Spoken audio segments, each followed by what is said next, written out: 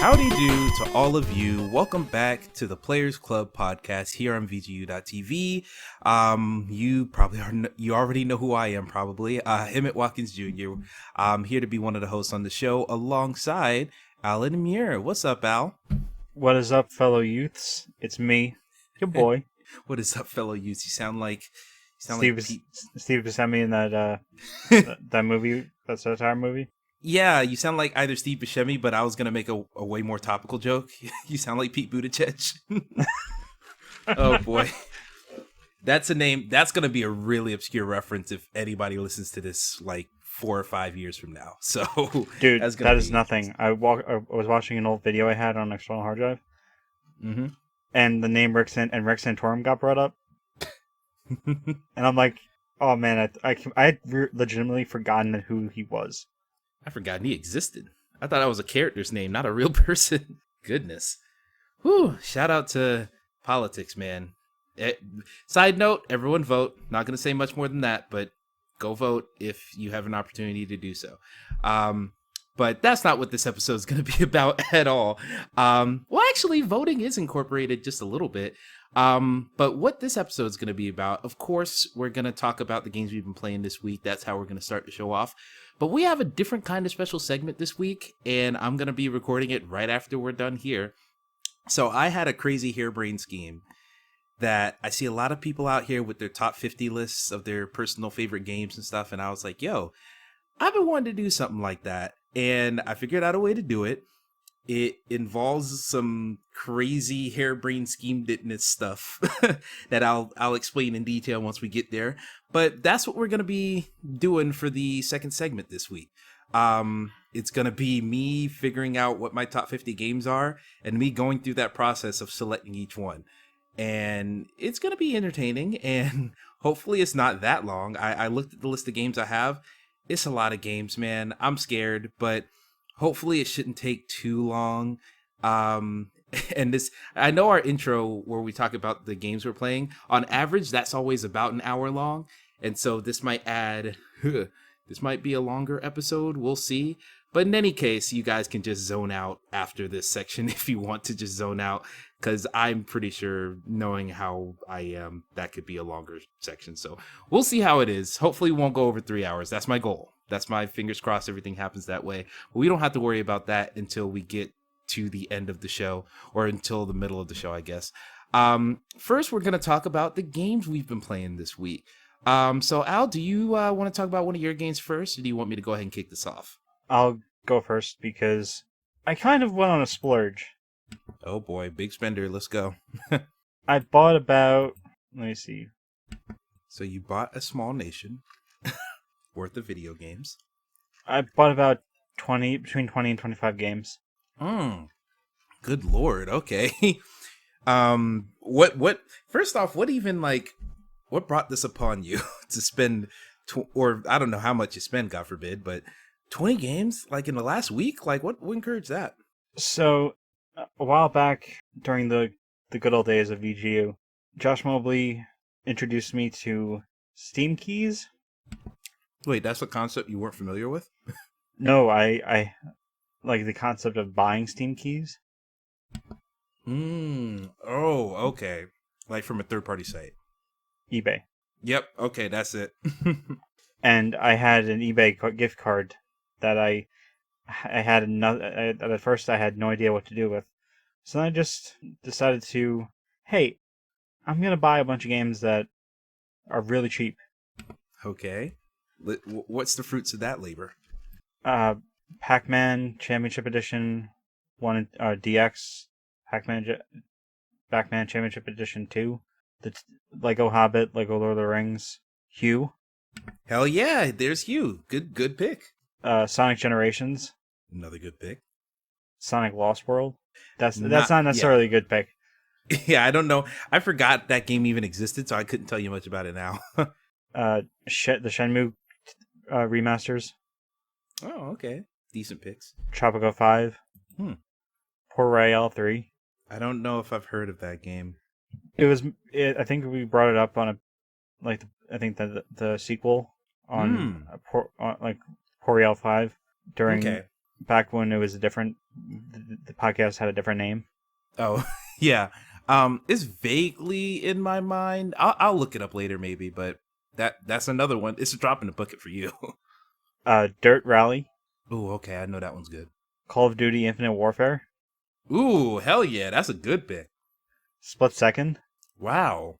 Okay, the Disney Interactive racing game. Okay, that's a decent pick. both episode 1 and 2 of Sonic 4. Hmm. I thought there was a third episode, but I guess not. I think it got canceled. You know what? That makes sense. People didn't like that first one. I remember. So, yeah. Sonic Adventure 1 and 2, Hmm. Okay. What of Sonics? Dead Island Definitive Edition, Love me some Dead Island. That's a great pick. Grip, Ooh, Grip is really good. Okami HD, Oh, okay. Wow, that's a classic too. and and I bought a X-Wing versus TIE Fighter, Huh. Another classic. and this one I bought. This wasn't the next one wasn't a PC game, but a game that you had mentioned last week, Transformers Devastation. Yeah, I saw you tweet about that one. That was a good pick. And I decided that around that time I was going to, or no, I'll get to it, but actually I can. Should we talk about the Final Fantasy remake demo? Yeah, I was expecting that to be one of the things you've played. Because it's up to you. Okay. Yeah. Oh god, that's really good. Yeah, I've heard so. I watched Andy, a friend of the show, Andy Sites. He was streaming it a while back, and it looks really good. I need to play it myself at some point, but yeah, it looks great. I streamed it so I can get video and put it up on the YouTube channel. Good call. It was in concept, but until I realized that I never changed the account that it was streaming to. Oh no, what was it streaming to then? The old old one? Oh, dude. Well, hey, is that not the video that's on our YouTube channel now? It is. I thank God it wasn't like no one else had access to that email address. Yeah. I think I'd switched everything over to the new one. I think last week or the week before when you had asked about it. So yeah, that can just be in the past, and we can transfer everything to the future now because not the best. Yeah, and I'm someone who's never played Final Fantasy. I'm in the same boat, and I got despite owning a large majority of the games, like the first 1, 2, 3, 6, 7, 8, 10, 12, 13. You own all of these yet haven't played any of them? 15. This is remarkable. That's literally it's like mainly, almost all of them. I think it's because in reality I'm just a hoarder. I feel that. God, I was looking at it the other day. I own digitally and physically. I own over 1,000. I think it's 700 games now. I've only played maybe 200 or 300. I have no reason to own this many. It's stupid. My when I open I have Steam open right now, and it has the total amount of games owned. I'm sitting at 505. So I'm thinking I should just stop buying games on Steam right now. Oh my god. Jesus. Yeah, because I saw your tweet about... Probably would do something similar. What was the number you hit? That you just said, I think I'm going to stop playing and just switch to Game Pass for now? Oh, yeah. Yeah, I saw that. I had tweeted earlier. I looked at my Steam stats as well. I own 420 games on Steam. And I said, okay, time to just never buy a Steam game again. So it seems like I got to go take myself up on that own advice. But the thing is, I've played less than 200 of those games. Over 200 of those games I haven't even launched. So I don't know what I'm doing. I thought my backlog was worse until I realized that I have about 1,800 comic books I have to read on my iPad. Oh no. God. And that's the thing. Those are so much easier because it's not like a 5-hour game or a 30-hour open world game. It's just a comic. You could read that in a day, less than. The thing is, certain ones they're incomplete runs, like, or collections that I have. So if I read all 13 or 14 issues of Hawkman, there's still like 10 more I have to read. And then you got to go out and find them just to finish the story. No, they're ongoing. They're still going. Oh my God. So this is like trying to like start watching a bunch of different TV shows that are actively still going. Yeah. Yeah, that might not be that might not be the best course of action. But going back to Final Fantasy VII, Yeah. the entire time from the announcement at E3, was it 2006? Yeah, I think so. Either 2006 or 15 when they had that whole E3 of Dreams at the PlayStation conference. Oh no, I'm talking about the re-reveal? mock the mock demo that they had. Oh. That pissed everyone off. Like last generation. Huh. I forgot when that was. 2006 sounds right. It might be 2007. Around the time PS3 was like first on the scene. Yeah, so I downloaded it, booted up, and the Prelude music plays. Oh no. Nostalgia incoming. Yeah, and I listened to that a lot. Not because of Final Fantasy, just because it's just beautiful piece of music. True that. As soon as it gets to like the chorus or like the part where it really picks up, I was almost brought to tears. Just the music did that to you, and you haven't even played the game ever. That's impressive. Yeah, I mean, I just known about, like, I knew about the game from osmosis. Yeah, same here. Like, from the different memes or just comparisons. Yeah, when he showed up in Smash, that type of thing. Like, I remember watching GTTV back in the day, and they would do like on the show they would do top character lists, and Cloud and Sephiroth were talked about, and it all just went completely over my head. Same here. I was in the same boat. I get a lot of comparisons to those two, and I'm just like, okay, they're anime dudes. That's all I knew. Yeah, and when I decided to play when I started with the demo, I was taken aback by how beautiful it was, yeah, you can see that budget in every frame. And I thought, yeah, I can see now why it took this long. Yeah, it definitely I don't know if it justifies the fact that it took forever to come out, but you can definitely see why. It is a whole lot. Then I got to the introduction of, or not necessarily the introduction, but meeting the characters like Jesse, Barrett. Yeah. And those are the only two I can remember because the rest were just they didn't. There was nothing that memorable they did. Like Paper Thin. Yeah, I know how that is. I did enjoy the combat. Good. That's the thing I've been hoping to hear, because I've been a little bit concerned about it being a hybrid of hack and slash in strategy. And I didn't know if I would find that satisfying, but if you're enjoying it, maybe I have a chance to. Well, there's also a classic option. So, what does classic just mean? It's pretty much only turn-based, or not turn-based, but strategic, however you want to call it. Yeah, it's and not like there's the classic system or battle system, and the new battle system that sort of feels a bit like Final Fantasy 15. Okay, makes a little bit of sense to me. And when I first started the game or the demo, I thought, well, these people are gonna die. Oh God. It seemed like that type of setup where it was like, oh, care about them now so we can rip them away later. Well, certain characters like Jesse and the other two, I was just waiting for a moment for them to die. Not that early in the game. I'd expect them to try and use that as type of investment tool to make you care. There was something like that, and his name is Barrett.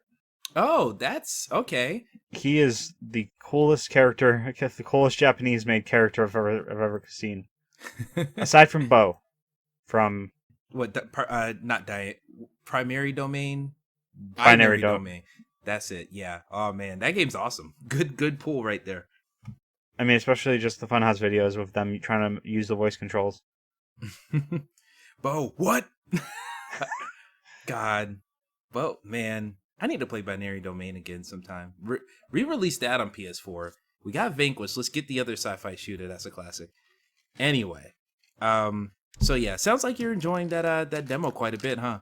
Yeah, I mean, there are certain moments where I got a little angry, like the laser tripwires or laser traps Mm-hmm. that are exactly the way they sound. You have to do it's timing based. Like Uh, you have to move when they go off or learn the patterns. that sounds like it could be annoying. I don't know how I feel about that. The thing I didn't have to worry about was Barrett running into like me going through it and then turning it on and Barrett getting hit. Oh, okay, that's good. Uh, there's also like hidden chests and crates you can destroy to get potions and stuff. Hmm. Okay, that's also pretty neat. A slightly more modern design. And I think there may be a combo system. I'm Hmm. not I'm not entirely sure. Like a Devil May Cry type thing, where you're like it's just counting how many hits you can take consecutively, or how many hits you can land consecutively. I believe so.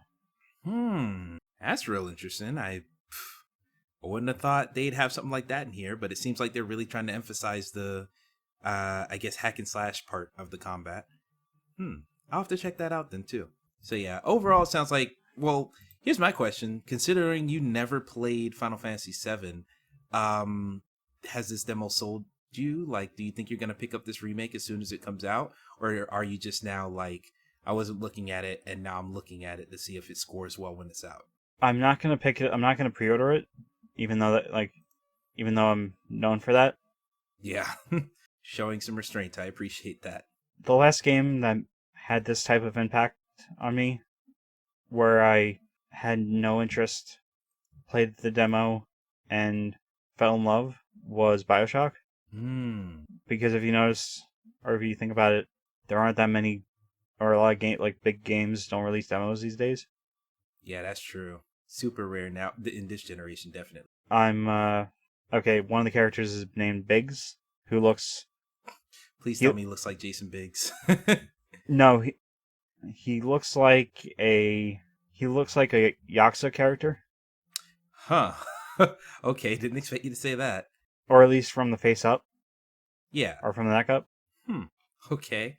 but like neck down and everything. He looks like a male version of Jesse Chambers, Wait a second. Let me look that name up. and the big dude is a name Wedge. Jesse Chambers, fictional character. Oh, okay. So that. All Oh right. no, Rebecca Chambers Oh, Rebecca Chambers. from Resident Evil. Oh. Okay. I got my fictional Sounds. characters. Oh, with the little short haircut and everything. Not necessarily the short haircut, but mainly like uh Like their the frame, the the bulletproof headband, vest. Oh, oh, that. the Okay. headband, the green the green like jumpsuit type thing. Okay, I Okay. get you. Hmm.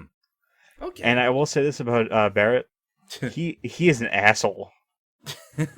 I've heard. I heard he comes off way stronger than people were expecting in the beginning hours. He is just not letting. He's like he thinks that you're gonna turn on them. Hmm. Like he's just waiting for the moment. Waiting for an excuse to pop off, huh? Yeah, and I like the dynamic in terms of like battle system or not battle or combat. Yeah. So like I would just attack the security guards or a guard dog, and then I can just press the right D-pad, switch Mm-hmm. to Barrett, and take out like any like turrets or anything. Hmm.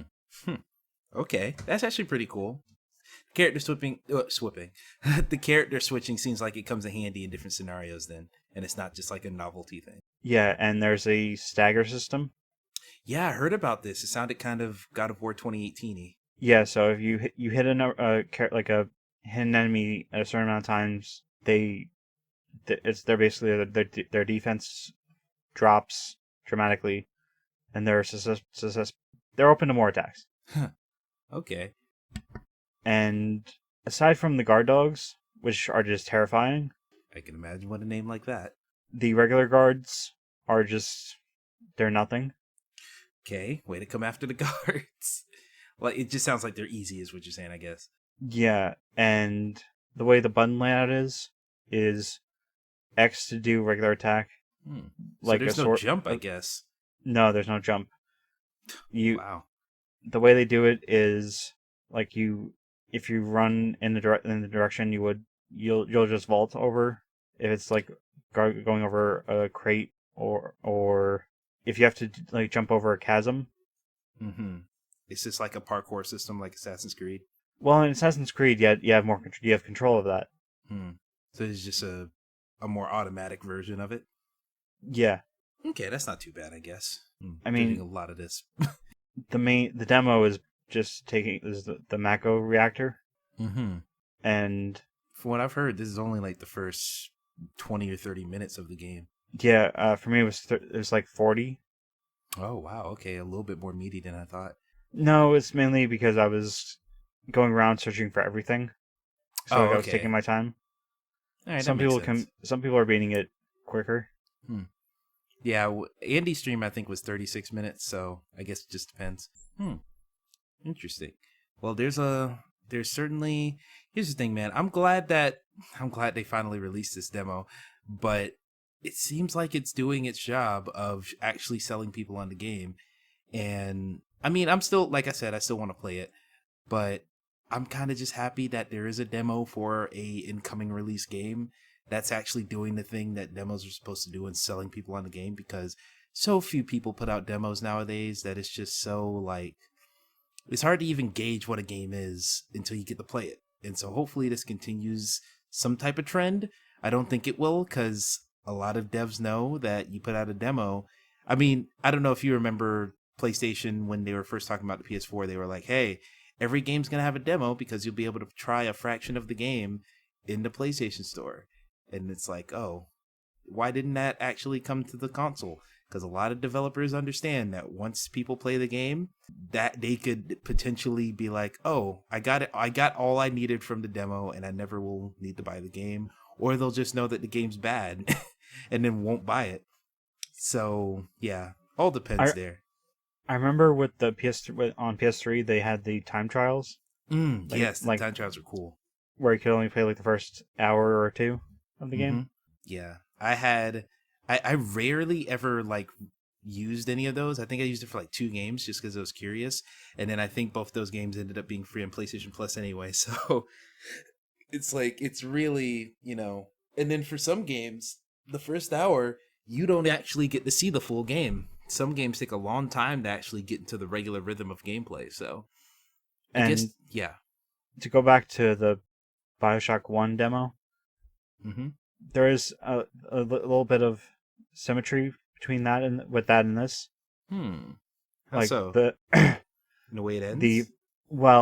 There's gonna be both games are gonna like BioShock 1. The demo was different than the final product. The Final Fantasy VII Remake demo is gonna be different than the final product. Ah, okay. And there's actually a hidden ending in the game, or in the demo. Okay, that's actually pretty cool. I had no idea about it until when I was looking for images for the thumbnail. Yeah. So yeah, there's a lot of reason to peel back the layers of it. Then it sounds like one game comes to mind for some reason when you're mentioning like the negative aspects of a game demo. Which one is that? Looney Tunes Acme Arsenal. Is that some random PS2 game? No, that is an Xbox 360 game that released in 2007. Wow. That's it. Literally, I typed in Looney Tunes A and it's the first thing that popped up. What the hell is this? I don't remember. Just to give a background on why I singled out that game. Yeah, I want to hear context. Okay, so back in 2007, I was 13 years old, and my home was sort of behind the times when it came to the internet. I feel you there. Like by the time when people were playing N64 or PS2 or Xbox, I was playing N64, Super Nintendo. By the time people were playing Xbox 360, I was playing it on an Xbox. So I didn't have the need to keep up with the times. Yeah, and by the time I actually got an Xbox 360, one of the 5 or 6 I had to get because it died Red Ring of Yep. Death. The first, I think it was the first one I had. My sister had my oldest sister had gone away to college, Mm-hmm. and I was given her room because my room was in the process of being created. Created. All Yeah, right. I Shared a went room, I'm guessing? I shared a room with my brother for a few like a less than a year, and then I was basically for the next 3 years I was sleeping on various couches throughout in my house. Okay. So while my room was being made, I I was playing I made an Xbox account. I was downloading everything I could, like demos, uh, videos from like the IGN Insider Yeah. free videos. Sounds a lot like me when I first got my PS3. Just whatever I could put on. So I think it was September, October of 2007. I had I was on private instruction at home in terms of Mm-hmm. school, Yeah.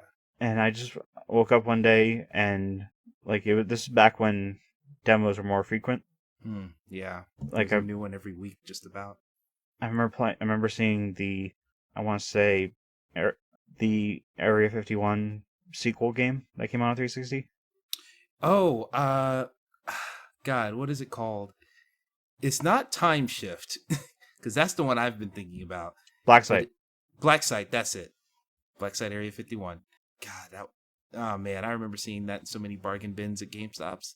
Yeah, I should have stopped myself from buying more than one copy of that game over the past decade. Why'd you buy one? I can't even get too mad at that because Because I kind of wanted to experience what like the fanfare was for the original game. I think you might be able to download the original game on PC. I don't know if it'll run, but Oh, I it does, and it sucks. oh okay, well there you go.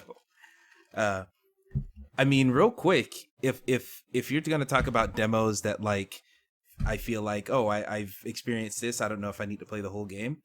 The demo for Time Shift not only had a slice of the single player, it also had like one multiplayer map and one mode that actually had matchmaking. So for many years, I think all the way up until like the second last year I stopped being on PS3 primarily, there were still people in the servers for the Time Shift demo on PS3, and you could get in a couple of matches. Like it was just because it was free and you could play it, it was easily accessible. It was the strangest thing.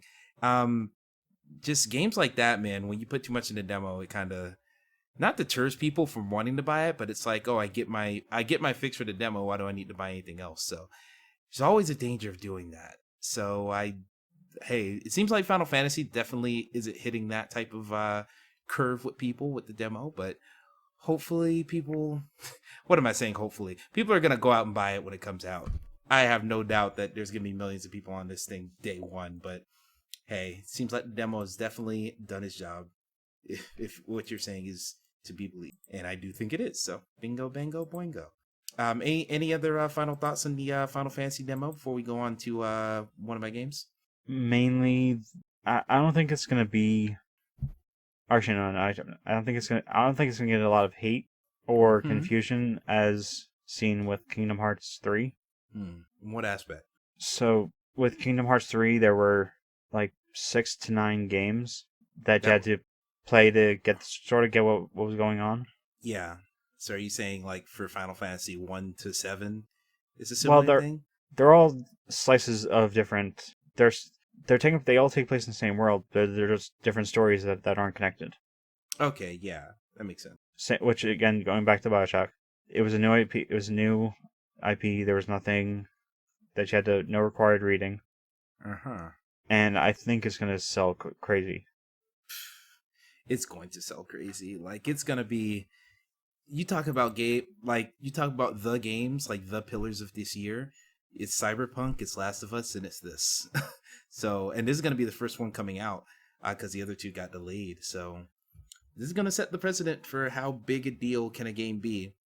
I mean, there are other big titles coming out. Doom's about to drop as well. Animal Crossing's about to drop. Um, other game? Oh, the Avengers is also a big deal, whether I care about it or not. But yeah, this is gonna be the first big release coming out this year. That's like AAA tier, with the exception of Doom, I'd say. But Doom is not gonna be on this level. Like I can just see that coming. So yeah, it'll be super exciting to see how that goes once it launches. And then I'm gonna go ahead and switch gears a little bit and talk about really the only game that I've been playing. I'll say real quick, I'm just gonna talk about one game for the segment, but I will say real quick, I got into the Halo Master Chief Collection flight for Halo 1.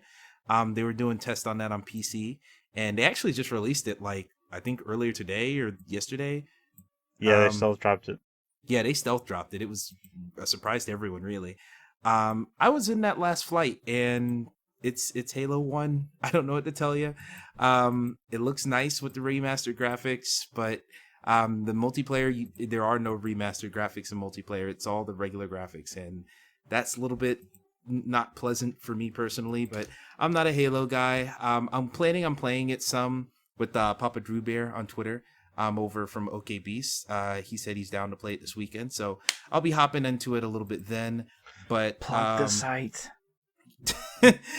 I'm what for VGU.TV? When I play it with him, I'm definitely plugging the site all day, every day. But yeah, I cannot wait to see mentions on Twitter saying, "Where's the content? Where's the content?" Dude, it's not even a comparison. Like, OK Beast, yes, they have their podcast and they have their YouTube channel and stuff, but they're only making documentaries. Oh yeah, they're making documentaries now, but like it's known that there's gonna be gaps in between. So like, if it's a small team like we got, like they got, people are gonna be understanding of gaps in content, or at least I like to think so. If there's any issues with content, y'all tell us. DM me on Twitter or just at me. Do whatever you want. But I like to think people are understanding. We have lives, jobs, other things. In any case, that's besides the point. Halo Master Chief Collection on PC, pretty good. We'll play some more of it now that it's officially out. The game I want to actually talk about is one that I am surprised that I'm obsessed with to this degree, and that's Division 2.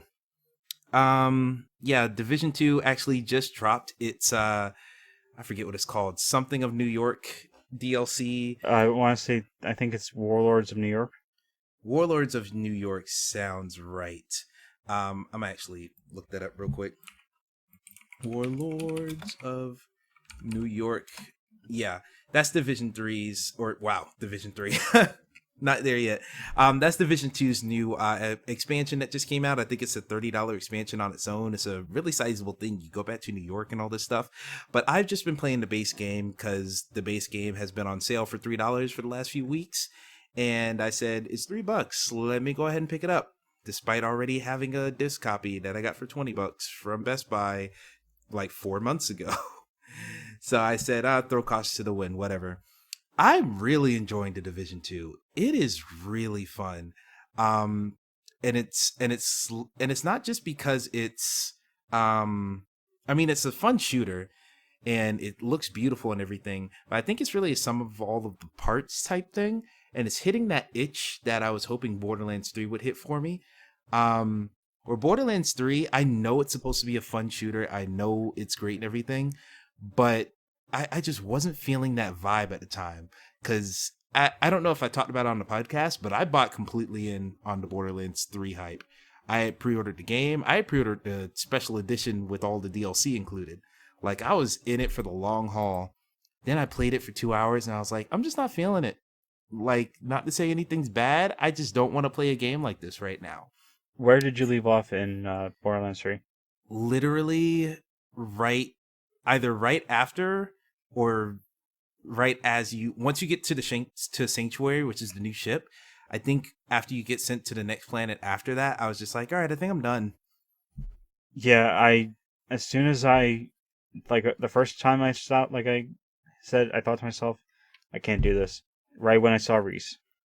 Yeah, and it just wasn't the same Reese at all.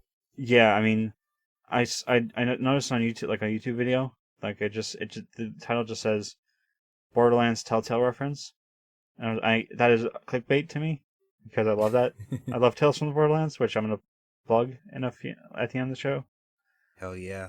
There's a no, there's a moment where Reese, who has a porn stash, True. as I'm dubbing it, Hey, that's what it is.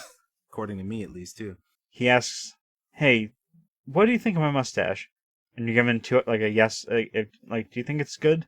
You're given, and you have a yes or no option, and whatever option you choose, a Borderlands style when dialogue window or window will open up, and it'll say Reese will remember that, which That's I thought really, yeah. it's a really good not like homage to Telltale, and considering Borderlands 3 looks like a Telltale game, As far as the art style and everything. yeah, Yeah. it is uncanny. Yeah, that is really true. But yeah, so yeah, so because of that, or not because of that, but to continue on with that thought, Borderlands 3 just wasn't hitting the same mark for me despite being a loot game. I really like these looter shooters for the most part, but it just wasn't hitting it. Division 2 is really hitting it a lot. And I don't know if it's because it's a third person shooter, because I still like first person games, so I don't know if that's it. But what I really think it came down to was just the fact that it's a little bit more grounded, and I'm just in the mood for that more grounded gameplay right now. Because it's not necessarily like I've been playing Division 2 for probably 5, 6, maybe getting close to 10 hours at this point. I'm on level 13. I couldn't tell you the first thing about the plot. I couldn't tell you most of these characters. I couldn't tell you any of that. But I like the scenarios they put you in because it's an open world game. And you just go into different buildings, you do missions, you come out, and it's persistently online. So people will hit you up and be like, "Hey, let's run through this mission together." There's side missions everywhere. But how the groundedness that gets me is first off the weapons. It's not completely ridiculous. Oh, look at this. This gun shoots other guns, or this gun does something crazy. It's things that I'm like not having a hard time understanding. Not to say that the Borderlands loot system is hard to understand. It's just like sometimes I just want a gun that does more damage, and there's an arrow that shows me just that, and that's all I need. Or just a gun that's like, oh, I reload faster. Or like just parameters that are consistent and I don't have to think about much more than surface value. That's something I've really been digging. Just the feel of the guns. I said this on Twitter, but the gunplay in Division 2 feels as on point as it does in Modern Warfare. And when I say that, I mean the latest Modern Warfare that came out in 2019, Call of Duty Modern Warfare without the 4. The gunplay in both of these games just feels like you're actually taming a wild beast because the guns are the recoil and just you a gunshot is just a mini explosion, and in both those games it feels like you're trying to control the explosion of the rifle you're holding, and that just feels really good. And then besides that, just whenever you get sent to these missions, they put you into different like set pieces for like think of these like military action games, like, or not even military, like espionage stuff, like spy stuff, like your Jack Ryan, your Olympus Has Fallen, maybe even a little bit of Mission Impossible, but this game isn't quite as fantastical as those movies can be. It just puts you in different scenarios where I had one mission where I had to go retrieve the Declaration of Independence from the archives building. And it wasn't like over the top, like, you know, his Nicolas Cage inspired movie would make you think, but it's just like a cool scenario to just put you in, just for you to shoot some dudes in a building.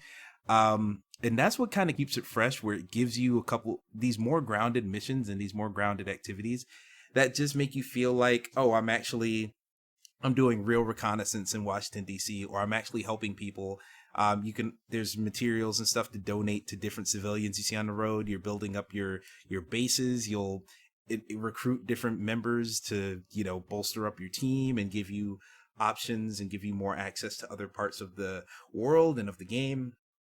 Has a really good progression loop.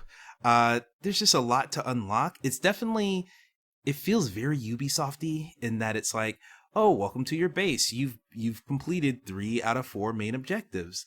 Oh, okay, here's what you got to do in order to collect this next objective. Oh, here's all your projects. You donate this, and this to finish this project. and then it's very set up in how its awards are, and it's just filling a lot of meters sometimes. But it's a satisfying game. Like the combat's good. I pretty much said everything I can about this I game. actually have something to Yeah. say as someone who, Mm-hmm. I mean, I've only put in like an hour or two, but I can already just make this case because I played the series I'm about to mention. Mm-hmm. It feels, Division 2 feels like a worthy successor to Ghost Recon. Mm. Okay. I like that opinion. I can agree with it too, actually. But elaborate. Okay, so Ghost Recon, like the Advanced Warfighter series specifically, or it's sort of like Ghost Recon Advanced Warfighter mixed with the two Xbox 360 Rainbow Six games, Oh, is that what is the it? Raw? Vegas Oh, Rainbow Six Vegas. and Rainbow Six Vegas 2, Hmm. Okay. where it has the epic scope of of the Vegas games, and it has the gameplay of Graw. Ooh. Okay. I like that. This like Division 2 is what I wanted Wildlands to be. Hmm. Wait, Wildlands was a disappointment to you? Yeah, I Hmm. because well mainly due to the fact that it feels like, or it felt like it was like you need more people to do this. Hmm. So it just felt like you couldn't solo that whole game if you wanted. Yeah, and Yeah, I can definitely understand that. Especially, God forbid you get found and they like call in the big heavy duty reinforcements. Like, there's no living through that in Wildlands, and it's hard to shake them as well. So I get what you're saying. not only that, Division 2 is more fun. Mm, I agree with that. I will say I do Wildlands I did enjoy in the same way that like just clearing out an enemy base in almost any game that lets me do that is fun. But I will agree that Division 2 just has more going on at any given moment, where it's not just about, let's clear out this outpost and do it stealthily or do it whatever your way. It's like, okay, you're coming in here and you're just shooting dudes, but because you're only shooting dudes and you're not trying to sneak around or whatever, they can make that experience more varied, more interesting, more polished. So I definitely get what you're saying there. And I mean, it was made by nothing against. I'm not trying. What I'm about to say is not slander. It's not belittling. It was made by women. Ah, cut. No, I'm No, kidding. no. I'm not calling Moriarty. Oh shit! Damn. There's a funny thing that happened with him on Twitter, but that's probably not appropriate to talk about on the podcast. So I'm just gonna shut that off. Uh, Actually, real quick, can I say something? Sure.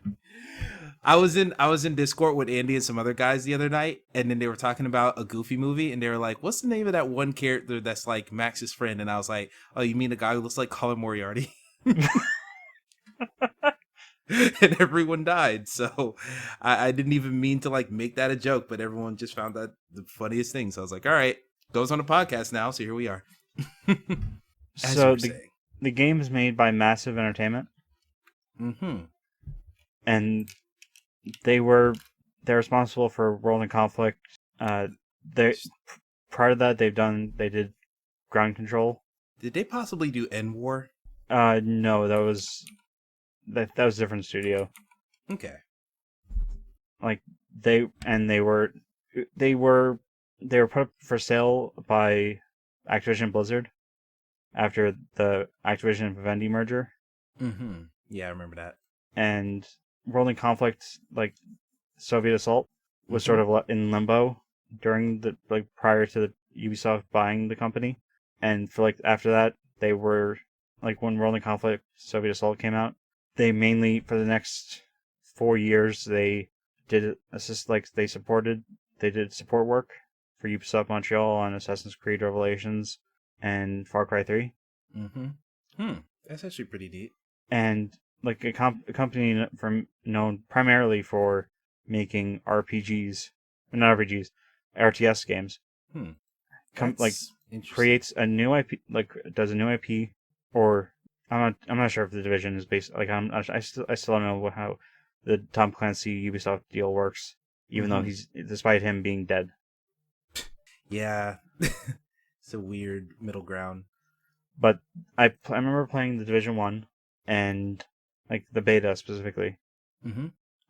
Once the game came out, it felt like a broken promise. Mm. Yeah, it definitely felt underbaked in a way that I couldn't put my finger on. Because I played a lot of Division 1, 2 with friends, but we fell off pretty quickly too. So yeah, I get what you're saying. Then I pre-ordered Division 2 after it was shown at E3, and I never played it. Like I downloaded the day of launch, and I just never got around to it. When I played it last month, I was just blown away. Mm, there we go. Yeah, it totally. You probably weren't expecting it to be that good, I guess. Yeah, like there are the little things that I really appreciate, like wildlife being or, like Mm-hmm. the wildlife, the overgrowth, Yeah, there's like deer running around the streets of DC. Like that's kind of crazy, but it makes and the then world like feel alive. Yeah. dogs that you can Mm-hmm. pet. I haven't gotten to one that I could pet yet, but I know those exist. I just have been lucky enough to run across one. I'm sure those are in like the settlements and whatnot. And possibly the thing I like the most are the most likely the gang war or not the gang warfare, the clearing out of or taking back a former stronghold from one of the gangs or basically Hmm. it's basically like it just feels like a very multiplayer game type of mode. Yeah, where it's made to be played with friends. But I can but I some but for somehow some way I still managed to come out on top. Hmm. Damn. All right. And then you call your guys in, Yeah, the reinforcements. the NPC reinforcements. Yes. Yes. Yeah. Yeah. Those missions are actually kind of interesting because once again, the only way to progress is to go loud and shoot everybody. But they let you walk in while you're still undetected and like position yourself, which I think is a Yeah, you pretty can cool too. you do it like you can strategize whatever way you want to approach the situation. Mm-hmm. Yeah. And and and also you get loot at the end of once you fully clear out the area. Mm-hmm. Wow. Yeah, I really enjoyed that aspect of it too. I played a lot of those missions. Definitely pretty neat. So yeah.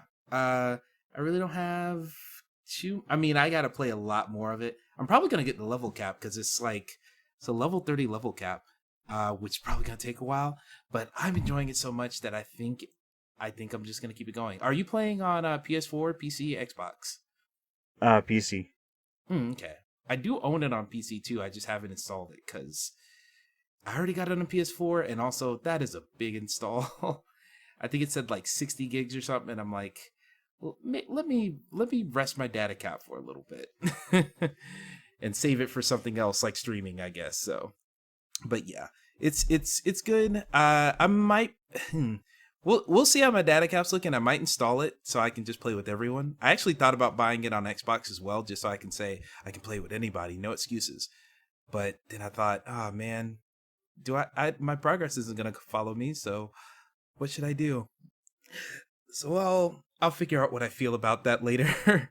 But for now, all you guys need to know is that Division 2, very solid game, very good, very fun, and y'all should play it. If you didn't pick it up when it was $3, first off, what the hell's wrong with you? Second off, it's definitely worth it whenever it does go on sale again. Probably not for $3, but if it's definitely worth your money if you do get on it. So yeah, shout out to the Division 2. A lot more fun to play in single player too than I expected. So if you think you need friends to play this, I played most of my hours in single player, so don't even worry about it. And so yeah, that's enough for me on the what we're playing front. So Al, I'm gonna go ahead and ask you, what is the final game that you have been playing this week before we head on to the special segment? Well, I have two halves, Okay. or one lopsided, one very small. Okay then. You can go ahead and throw those, lump them together real quick then. I've been playing the wonderful game that is cutting down a video or cutting down multiple videos, Oh god, video editing, the best game of all. and not even like going doing a long way of doing it. We're cutting up like okay, so I'll just say it now. Yeah. I've been cutting up my Borderlands, Tales from the Borderlands LP, Mm-hmm. Yeah, I remember you said something about that. and I took the original 5 hour and a half to 2 hour videos and cut them down into 36 parts.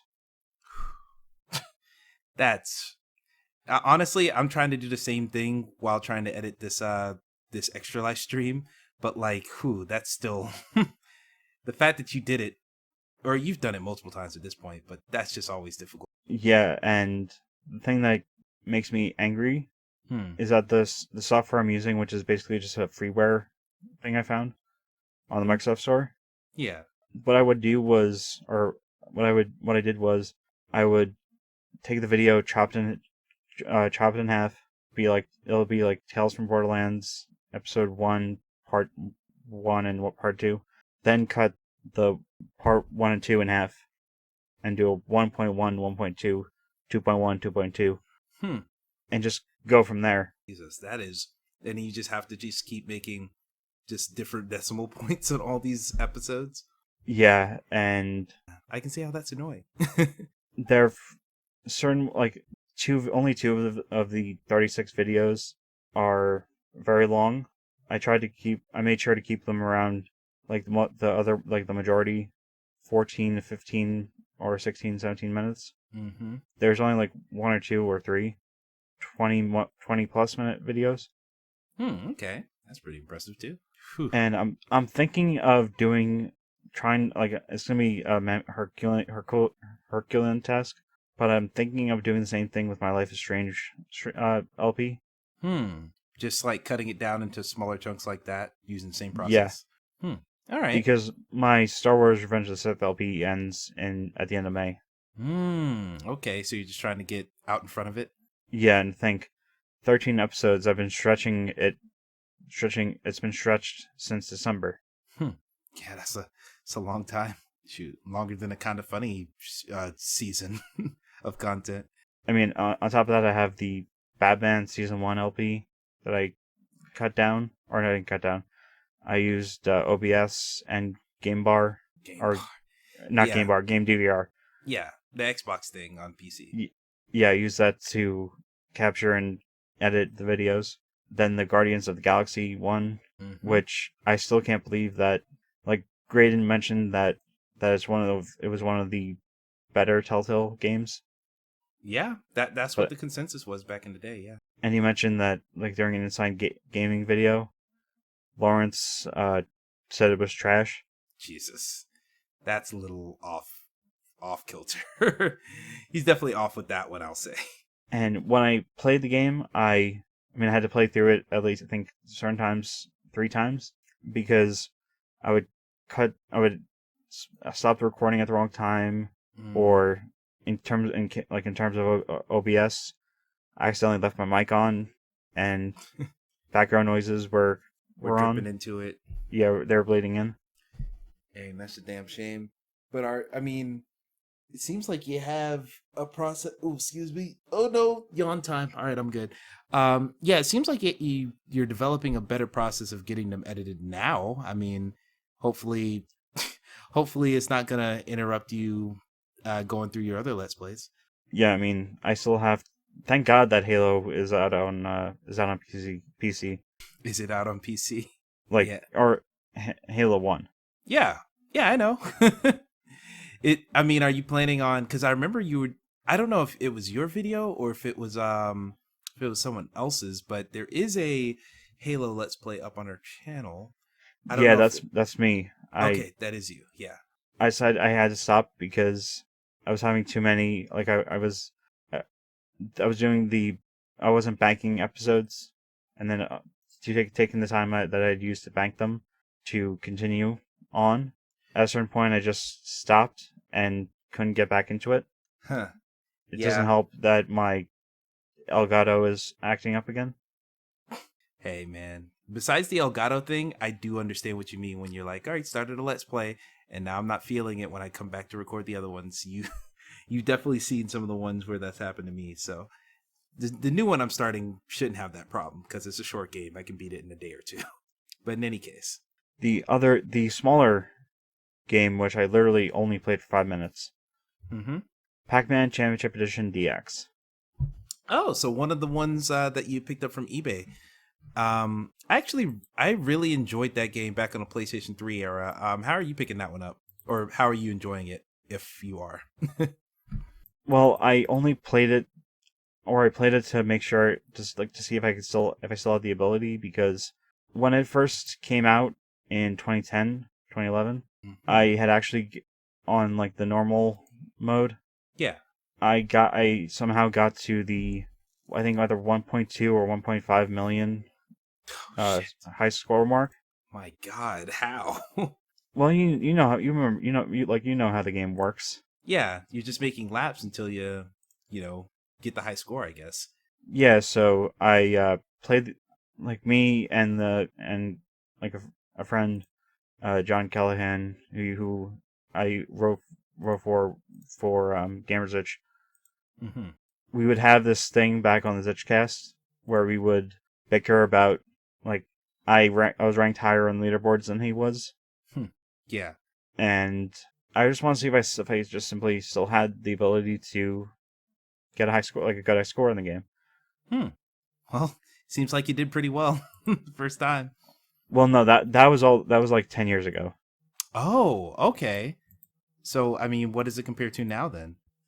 I stopped at, let me see, 870,000. Well, you're still pretty damn good. I Yeah, don't. Yeah. dude, playing that, not only did it make my heart almost leap out of my body because of how, like how it starts off slow and then it eventually builds, and Mm-hmm. then it just feels like you're playing Russian roulette. Jeez. Where at any moment it could just drop and end it all.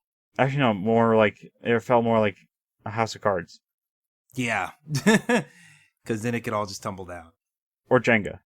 Yeah, certainly. Yeah, the the analogies received. I was so close to getting a big score, but I screwed up my pet, like the way I was going, and I had to set like, remember how it had Yep. a How you have to if like you get had on the path of the ghost. more of, if you pressed R2 or R right trigger, it was like it would set off a bomb type thing, and all the ghosts would go back into the hole or the square. Yes. Mm-hmm. Yeah, I remember that part. Yeah. That happened, and when I had like with 5 seconds left, I got to the what's the pellet called, that like the term for it when you can go after the ghosts.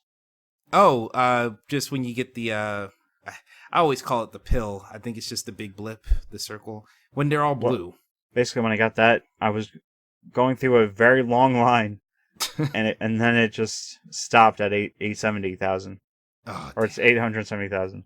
Shoot, that's pretty intense. But you were on an upward swing when it all ended. So I guess that's what really matters, is as long as you keep your momentum up till the end. Um, yeah, man, that game's still good. I it's interesting you played one, because one's actually where I have memories of that game from. I don't remember if two was actually as good as the first one, because people didn't talk about it when it came out. And I have that one, I think. So shoot, you're kind of making me, because whenever I think of Pac-Man DX, I think of like just eating all those ghosts in a really satisfying line, and it's just watch your combo go up. Kind of reminds me a little bit of like the Tetris effect people talk about, but for a different arcade game. And in a different way, because this one has a lot more high stakes in it when you're eating the ghosts and when they switch back, and it's a little bit more high stakes. So, hey man, I'm glad you're kind of enjoying it. It's been 5 minutes of gameplay, but it seems like you might come back to it maybe. And honestly, the only reason I chose to get that one, or that and for the two championship edition games, Mm-hmm. I started listening to the comedy button again. Ah, okay. Something I need to do. Well, I was listening to an old, one of the very, one of the many YouTube clips. Oh, okay. Is this during problematic Brian or after problematic Brian?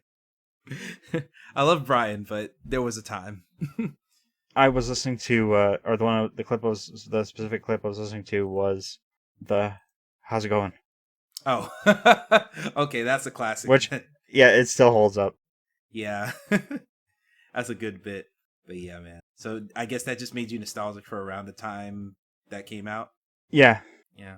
Good pool then. Good pool. It's good to every now and then it's good to play games that, fond memories of in the past that you just want to get a little taste of in the present. So, yeah, shout out to Pac-Man Championship Edition. This is going to be an interesting thumbnail. Fucking Division Soldiers and Pac-Man and Lord only knows what I'm going to put up from the 50 top games thing. But we'll figure that out. So in any case, any other things to say on Pac-Man before we go ahead and I guess we'll get to a housekeeping in a second as we're gonna go to the other thing. Mainly, Yeah. Mm-hmm. I just want someone to update the graphics. Yeah, that would be nice. I mean, it is Just, still an arcade game, but I understand I know, but I just want it to look even more like an acid trip. what you They definitely could do it. We have the technology. Tell someone to do that in Dreams. How about that? Dreamers, if you're listening, please. Oh god, the only thing I can think of is someone doing that and making it look like the PS2 platformers games. Oh God, that might actually be an acid trip, legitimately. Oh boy, that's gonna take some brain power and creativity, but I think someone could make it in Dreams. I don't know if I'd want it, but someone could make it. I feel like that art style would be weird in a game like that, but hey, we'll see what the internet makes. But yeah, in any case, we're gonna go ahead and before we get to housekeeping, I'm just gonna pitch it because what I'm planning on doing is I'll cut right after I intro the segment and then put the housekeeping at the very end of the show after the whole stream audio. So to go ahead and give that pitch, basically what you're about to hear now that we're done with the what we're playing section, what you're about to hear is just me going through what my top 50 games are of all time. And basically what I did for this whole system is for you guys who don't know, there's a mobile app, also a website called GG. They're planning on doing a rebrand soon, so that name will change in the future. But it's basically Letterboxd for video games. So if you've ever seen Letterboxd, which is a app where people track what movies they've seen, give reviews, starred reviews, and just like make lists of different movies and just all types of stuff. It's like a movie nerd app, basically. I've been on there for a while, been using that service, and I've enjoyed it. Didn't think there was one for video games until I found this app called GG. And I've been using it. It's a lot of fun. Over the last few months, I've tracked every single game that I can think of that I've ever touched. Not just played, that I've ever touched. So, including ones that I played for like an hour and dropped. And also including, of course, the games that I've played 100% to, games I've beaten, all of that. I went through that app and went through over 400 plus titles that I could remember and just went through them and said, okay, I remember loving this one. I remember liking this one a lot. And just any game that stuck out in my mind, I basically added it to a big list. And then I took that whole list and I went on this website called, what is it, biassorter.com, which is basically a way, there's other web apps that do this online, but it's basically, let's say you have a list of 100 items and it'll ask you, you insert your list of 100 items and then you hit go and then it'll just give you one choice between two of those items. So it'll say item number 1 versus item number 2. Which one do you like more? And you just choose either 1 or 2. The next one, item 2 versus item 3. Which one do you like more? And then you choose one. Then it goes through that entire list by that process and then ranks all of those by which one you prioritize over each one. And I entered in, it has to be at least 100 games on this list. It's going to be a long one. We'll see how I play this. If it's longer than like 2.5 hours, I might just make this its own separate special podcast. But if it stays under 2, like I'm expecting it to, then we'll go ahead and leave it on for this one.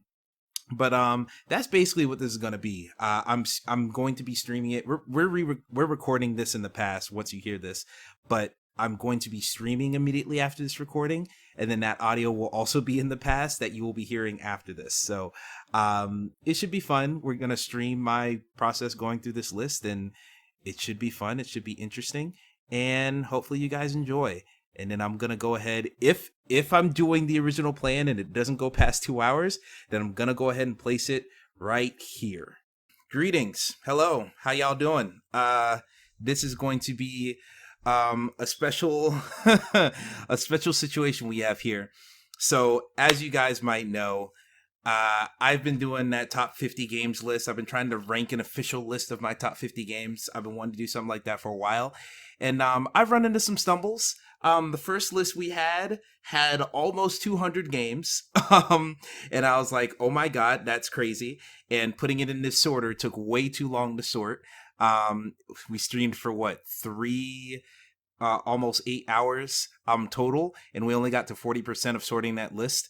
But I brought down the barrier a little bit. Instead of putting almost 200 games in and cutting it off at 50, we kind of met in the middle. Instead of doing a top 50 games list, I've decided this is going to be a top 100 games list because that number just sounds sexier anyway. So it's going to be top 100 games. And instead of starting with a list of 200, we're actually just going to flat out start with the list of 100. So that way we have room to... I don't know. So we won't be here forever, basically. If it took us 7 hours to get the 40... Well, actually, I did the math. It would have probably taken close to 20 hours to get to 100% sorted. With only 100 items instead of almost 200 items, now this should take closer to 10 hours. So it's still going to take a while. It's still probably going to take multiple streams, but we'll be taking out bigger chunks of it every time. And this is also being recorded as a podcast for you guys to listen to over at VGU.tv. So do feel free to go ahead and hit us up there. And this segment you're hearing right now is going to be on the latest episode of VGU.tv's premiere podcast, the Players Club podcast. So you guys will be hearing it there. This first section, the rest of these sections, I think I've come to the conclusion that I'm just going to put the rest of them out on that podcast feed, but as their own standalone podcast. This won't be at the back end of another Players Club podcast. This will just be a thing I'm doing until it's all done. But first, what we're going to do is go over... We're not really going to go over this massive list of all the games in here, because you guys will get really intimate with these games because they will pop up a lot in the sorting, because it's going to basically pit each game head to head to each other, and I'll just vote on different head to head matches until we have an official ranked list of 100 games. And I know I said 50 originally, but we are going with 100. So you guys will get intimate with that list. What I want to do is shed light on some of the games. Actually, I'm going to save that for a different segment. I was going to shed light to some of the games that did not meet the bar for 100. Some of the ones I had to cut off in order to get here. We'll save that for like a Twitter segment or something. So yeah, I might shout some of those out on Twitter and then have that be a thing that gets eyes on this, because I left some pretty great games off of my top 100 games list. And I know some people are probably already tripping because they probably see Kane and Lynch 2 down here as one of my 100 favorite games. We'll get to justification and stuff soon. So I'm gonna go ahead and close that tab. So we're gonna do the sorting finally. By the way, anybody who are watching, if the music is overpowering my voice, if you have issues hearing me, anything of that sort, please do let me know in chat. I do have it up on my phone here. But without further ado, we're gonna go ahead and get into this one. Got the podcast running, making sure. Yeah, that's still going. Sorry, I got to make sure the podcast is recording alongside the stream. So yeah, I went ahead and typed in all 100 games. They're in here. Not as crazy as a list as it was last time, thank God. But, it should be easier to manage, hopefully. And we'll see what the sorting looks like. We'll see. We'll worry about framing and zooming in and all that stuff soon. So without further ado, hitting start. Awesome, your list was created. 1 second while we generate the battles. And here we are. You know the drill. For each comparison, choose who you like best between the two. Note, hitting no opinion or I like both too frequently will lower the accuracy of your rating. Now, one thing I did in the original attempt at this was for one of them early on, I hit I like both. And that's not really fair. I feel like I like both is just gonna lead to some like false positives, or it just won't rank the list entirely perfectly. I have to make hard decisions. I'm gonna have to pick between these two really hardly. And so without further ado, we're just gonna go ahead and start with battle 1 right in front of us. Burnout 3 Burnout 3 Takedown versus Life is Strange. Um, Initially seeing that pop up, I was a little bit like, damn, that's going to be hard. But the more I think about it, nah, it's not that hard. Life is Strange definitely wins on this one. I absolutely love and adore Life is Strange. Talked about how big of an impact that had to me. You guys can go to my YouTube channel and see my Let's Play of almost all of that game. The gameplay of episode 5 Corrupted, don't know what to tell you, but my reaction to the end of episode 4 is pretty crazy. So yeah, love Life is Strange. Got a lot of nostalgia for Burnout 3. Burnout, favorite racing game of all time, favorite racing series of all time. But the impact on my life of Life is Strange is so much bigger. So Life is Strange wins. Next one, Beats versus Warhawk. Okay, that's a pretty hard one off the bat. For those of you who don't know, Beats is a PSP game, and it was just a rhythm game. It was kind of around launch. It was only $5. It was real cheap. The big deal about it was that you could import your MP3 files into the game so that you could play your favorite songs. Something that, stuff like Rock Band Unplugged was on PSP. Couldn't do that Rock Band Unplugged. You had to buy all the songs there. And me as someone who loves hip hop and R&B, a genre that's rarely ever touched by by games in general. You can't really do anything with them outside of like Def Jam Rap Star and a little bit of some SingStar stuff. I really dug that Beats was able to let me, I can play this Jamie Foxx song in a video game now. Awesome. Let's fucking go. Digital Girl by Jamie Foxx featuring Drake and Kanye West. I used to play that song all the time growing up in Beats. But Warhawk, it's a big one in my life as well. Launch PlayStation 3, multiplayer only shooter. Just crazy scale, had, warships and jet planes and tanks and cars and buggies, and eventually they had like little hover bike things. It was really cool. Love that game. That's the first multiplayer game I really got addicted to growing up, and it came with the headset and a nice little bundle there. So I have a lot of affectionate memories for Warhawk, but I don't know if it's outweighing my love for Beats. Here's the thing about Beats, man. I think the novelty of being able to play your MP3s is really the main reason why I like Beats. There was a single player campaign, or there was a campaign mode in Beats where you could play, different songs that they made, like songs made for the game. And I really wasn't feeling them like that, So I don't know if I really fuck with it on that level. But Warhawk, man, so many nights and days of just going hard in that game. Like I liked so much more of the package that is Warhawk compared to me really loving one specific aspect of Beats, that this feels wrong, but I think it's only right if I choose Warhawk, because I think when it comes down to it, I just love Warhawk. So yeah, let's get Warhawk here. Battle 3, Torchlight 2 versus Deep Rock Galactic. That one's kind of hard.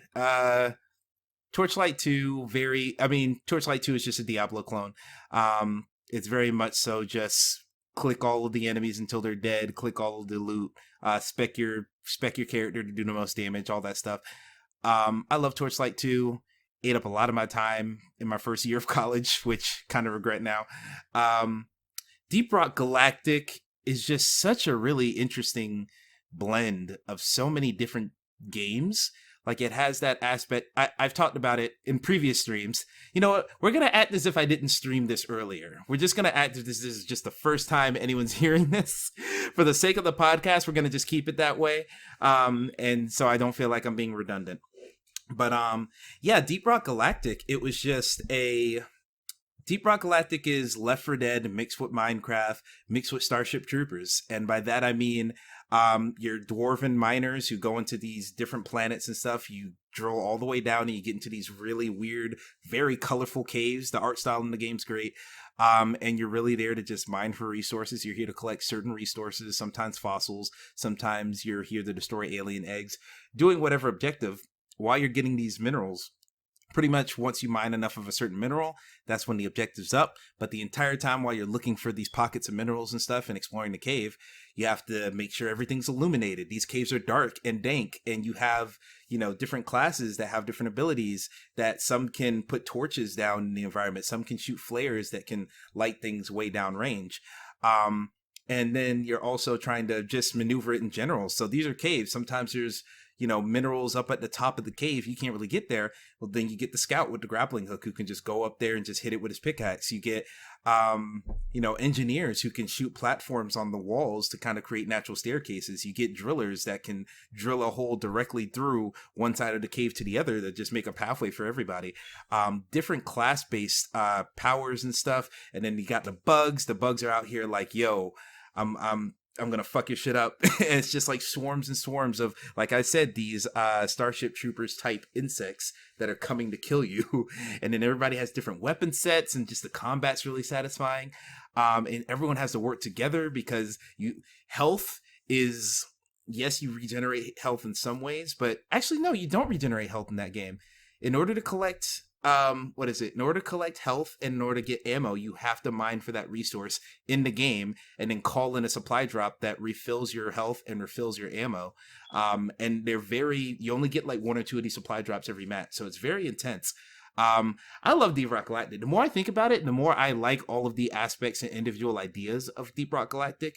I just haven't played it as long or as much as I have Torchlight 2. Torchlight 2 I put in like I think 50 or so hours, so I played a lot of Torchlight 2 despite not beating it. I haven't beat Deep Rock Galactic either, but Deep Rock Galactic I put like 10 hours. When I was playing that a lot, I was playing it hardcore. And I just think Deep Rock Galactic I think it's a better game overall. I think it's more interesting. And I love Torchlight 2, but man, my time with Torchlight 2, I don't associate with like specific memories of gameplay. Like I could tell you why Torchlight 2 is satisfying to me, but like you want me to tell you like, oh man, I love doing that part in Torchlight 2. I love doing that.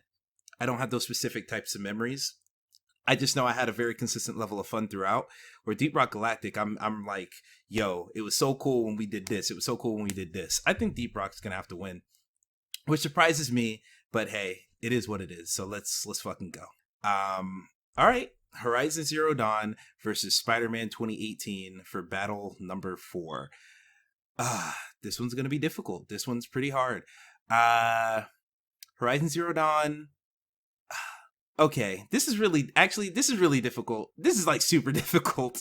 I love me some Spider-Man. Actually, we're gonna do the thing we did last time. We're just gonna zoom it in for the sake of the aesthetics of people watching.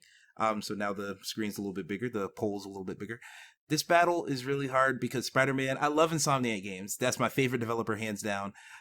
Spider-Man is one of my favorite games from them. Probably not my absolute favorite, but one of them. I could say a million things about Spider-Man. And I'm sure everyone's heard everything there is to say about Spider-Man. But the thing about Horizon Zero Dawn, I love that game in so many ways. But the one thing that Horizon Zero Dawn doesn't have that I absolutely adore in open world games is the thing that Spider-Man has oodles and oodles and oodles of. Spider-Man has that awesome, just the way you move around the environment is so cool, so fluid, so fast, so fun. I could not get into a single fight in Spider-Man for hours and still be having fun just moving around the world. Horizon Zero Dawn doesn't really have that, but I think the world that you do get to traverse is more interesting than the world of Spider-Man. Where, yes, the thing about Spider-Man, the only cool things about Spider-Man are the specific characters you interact with and Spider-Man himself. Where Horizon Zero Dawn, everything about how that entire world, everything about how it exists is cool. Like, yes, the Dinobots, the dinosaur creatures, even the lore of the world, how the world came into place, how it is, the origins of Alloy, the origins of all these other characters and stuff. Just like all of that is just really, really neat overall. And then when you want to talk about combat, Spider-Man had really fun combat. I actually don't have too much negative to say about Spider-Man combat, but I will say it does the Batman Arkham thing. And it does it in a way where in Batman Arkham, punches and strikes feel more substantial because Spider-Man's just trying to like protect himself, where Batman's trying to break fools' necks and like trying to break bones and stuff. Where you feel that in those games, in the Batman Arkham games, where in Spider-Man, it's really just smack, biff, wham, like some soft punches, so it doesn't feel as substantial. And plus the amount of enemies you're taking out in Spider-Man in general, especially in those like stronghold fights, you know, you get 100, 200 hit combos if you're really good. And it just feels like, all right, man, I'm just running through fools. Combat doesn't feel as substantial in Spider-Man, where in Horizon Zero Dawn, it feels substantial. Taking down this Thunderjaw, taking down even like the Snap Maws and some other smaller animals feels really good. So that's combat I think is better in Horizon. I like characters in Horizon. But Spider-Man had a great story too. I don't want to discount Spider-Man's stories. Spider-Man had a great story. Horizon Zero Dawn was just an interesting story. Horizon Zero Dawn took a long time to get to like the meat of it. And I like that in some aspects, and in other aspects I'm like, not really fucking with it.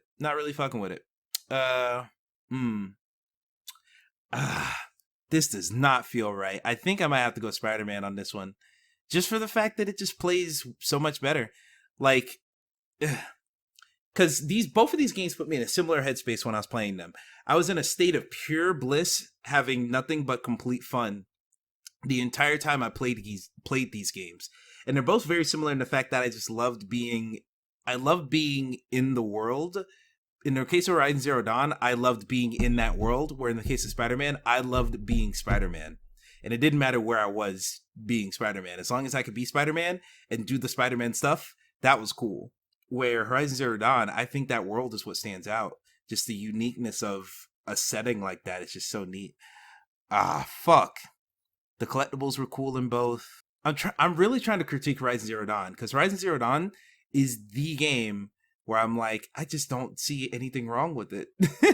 Like, I know people have problems with that game. There's a subsection of people who absolutely hate Horizon Zero Dawn, think it's the most boring thing in the world. But goddamn, man, I thought that game was fantastic. Spider-Man versus Horizon. I think we're gonna go Spider-Man. I think we have to go Spider-Man. I really don't like this. I really hate this. This is actually horrible. But fuck. Just the art design in Horizon Zero Dawn is so gorgeous, dude.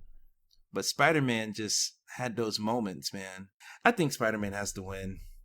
Because when I think about the story and gameplay in Spider-Man is just so great. Where Horizon Zero Dawn, the story is pretty good. The gameplay is outstanding. But traversal, Spider-Man has it. I'm sorry. I just hate it. Already, battle number 4, and we're already getting into multi-minute conversations. God damn it. Let's keep going. Ooh, okay. It only took us 4 battles to get the 1% sorted. It took us 8 last time. Ooh, hell yeah, let's go. Battle 5, Watch Dogs 2 versus Infamous 1. Kind of hard, but and the more I think about it, the more I have to admit it's Watch Dogs 2 here. I love those characters. I loved some of the story beats. I don't, the whole story overall, I'm not like completely like, oh man, let's fucking go. But like it was cool seeing those characters do anything. And so there were some really impactful story beats in there. I like that unique mix of you're spying and you're snooping around on people, but it's from you're doing with droids. I thought that was really cool. And Marcus, I always talk about Marcus. I love Marcus from Watch Dogs 2. I think that's so awesome. That guy is really cool. Reminds me of me in a lot of ways. Infamous 1, super fun. Really enjoyed it. Frustrated me when trying to find all the blast shards at the end. Has a little bit of jank here and there because it's a PS3 game. It felt like a PS2 game for a lot of parts. So despite how much fun I had with Infamous and it made me a fan of the franchise, Watch Dogs 2 gets this one hands down. Oh, fuck. Here we go. Here we go. The direct matchups. Ratchet and Clank: A Crack in Time versus Ratchet and Clank 2016. Now, I think I'm going to change my opinion. I think I'm going to flip and flop. When I was doing the top 50 game stream before I decided to do top 100 games, I had the same matchup, and I eventually went to Ratchet and Clank 2016 because it is a highlight reel of so many things that Ratchet and Clank has done over the years, like so many gameplay aspects and so many like set piece types and level design things. Just a highlight reel of all the best stuff. A Crack in Time isn't a highlight reel. A Crack in Time feels like, how do we say this? A Crack in Time felt like Endgame, where Ratchet and Clank 2016 felt like best Marvel moments compilation on YouTube. You know what I mean? Like where Ratchet and Clank: A Crack in Time felt like, oh, this is the quote unquote final send off for Ratchet and Clank, the final proper game you will ever get. Let's pull all the stops. Let's give all these unique ideas. Let's deliver some stuff that fans have been wanting, fans have been seeing, some really interesting Clank gameplay, get to explore a whole galaxy for the first time in a series.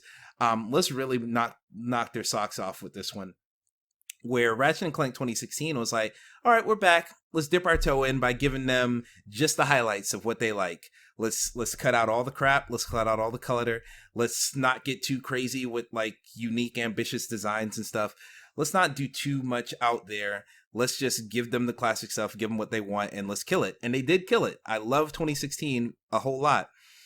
But the more I'm thinking about it, because I chose Ratchet and Clank 2016 last time and regretted it internally, I think I'm going to choose A Crack in Time this time because that feels more like an authored masterpiece where Ratchet and Clank 2016 was really just, let's make this game alongside the movie. Let's make it happen.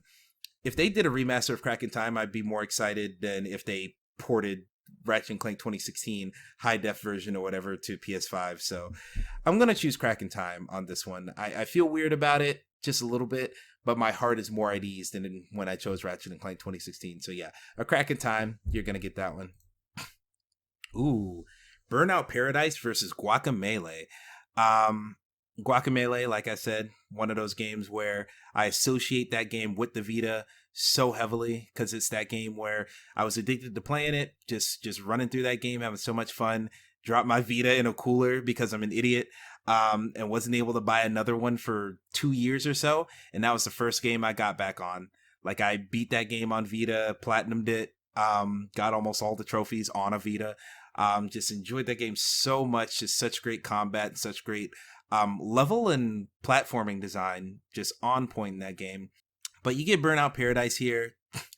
And Burnout Paradise is a classic, my favorite racing game of all time. I love the Burnout games. I love that gameplay style that it incorporates, I guess. It's just so much fun. And just the fact that all the races, every event in the game, it wasn't closed circuit. So if you knew the world, you could like take advantage of this shortcut. And I never knew the world like that well to know where all the shortcuts led and everything. But I knew enough to where when I got lucky, I was like, oh, I'm going to take this shortcut. Hopefully it takes me to where I need to go. And when it did, it was a revolution. And I loved stuff like that. And Burnout Paradise, I platinumed that twice on 2 different platforms where I can't say the same about Guacamelee, despite me having the opportunity to. I just let one loose and hopefully no one heard that. I could have definitely kept that to myself if no one heard that. But hey, man, I'm a real one, so I will let my flaws be heard loudly, apparently. I think I'm going to choose Burnout Paradise on this one just because, I don't know, man. Burnout Paradise just puts me in such a great Zen mode. It puts me in a Zen mode, and it also is just super gratifying. I think that's why it puts me in Zen, because of how gratifying and fun it is. Or Guacamelee was frustrating in a lot of parts, but it was a good frustration. It's a frustration that, why can't I get past this, rather than why do I have to do this again? Which is the best type of frustration. Really quick checkpoints in Guacamelee, so it made a lot of those platforming challenges easier to stomach. But I got through them, and I enjoyed it. But Burnout Paradise, I think I'm going to have to go with it. I'm sorry, man. Burnout's just that good. Burnout is just that good. Whew. Tales from the Borderlands versus Doom 2016 for battle number 8. I like Tales from the Borderlands a whole lot. Great story by Telltale. I was really surprised how much I liked Tales from the Borderlands. Had a really engaging narrative, really funny as well. Surprisingly emotional at points. I was really surprised how much I was into that game, but it's really good. But also Doom 2016, ooh, fuck. Doom 2016 is just that game, bro. And like, I know a lot of people, everyone says the single player is great. Everyone loves the single player, blah, blah, blah.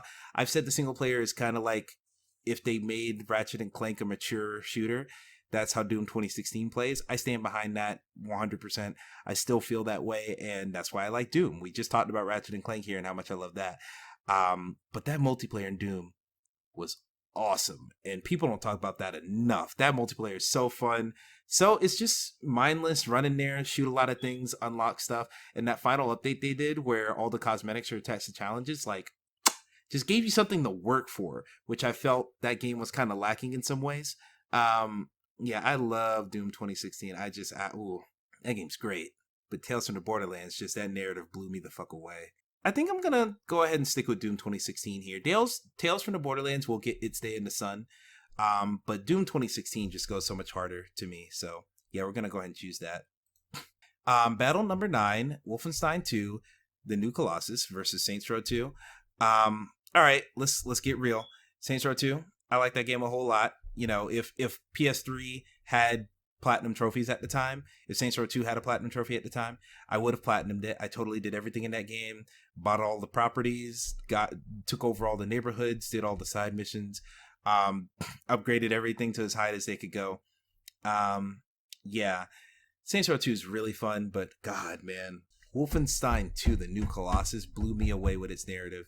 And yes, there's a lot of issues that I have. Not a lot of issues. There's a few issues I have with the gameplay, mainly that it's way too hard.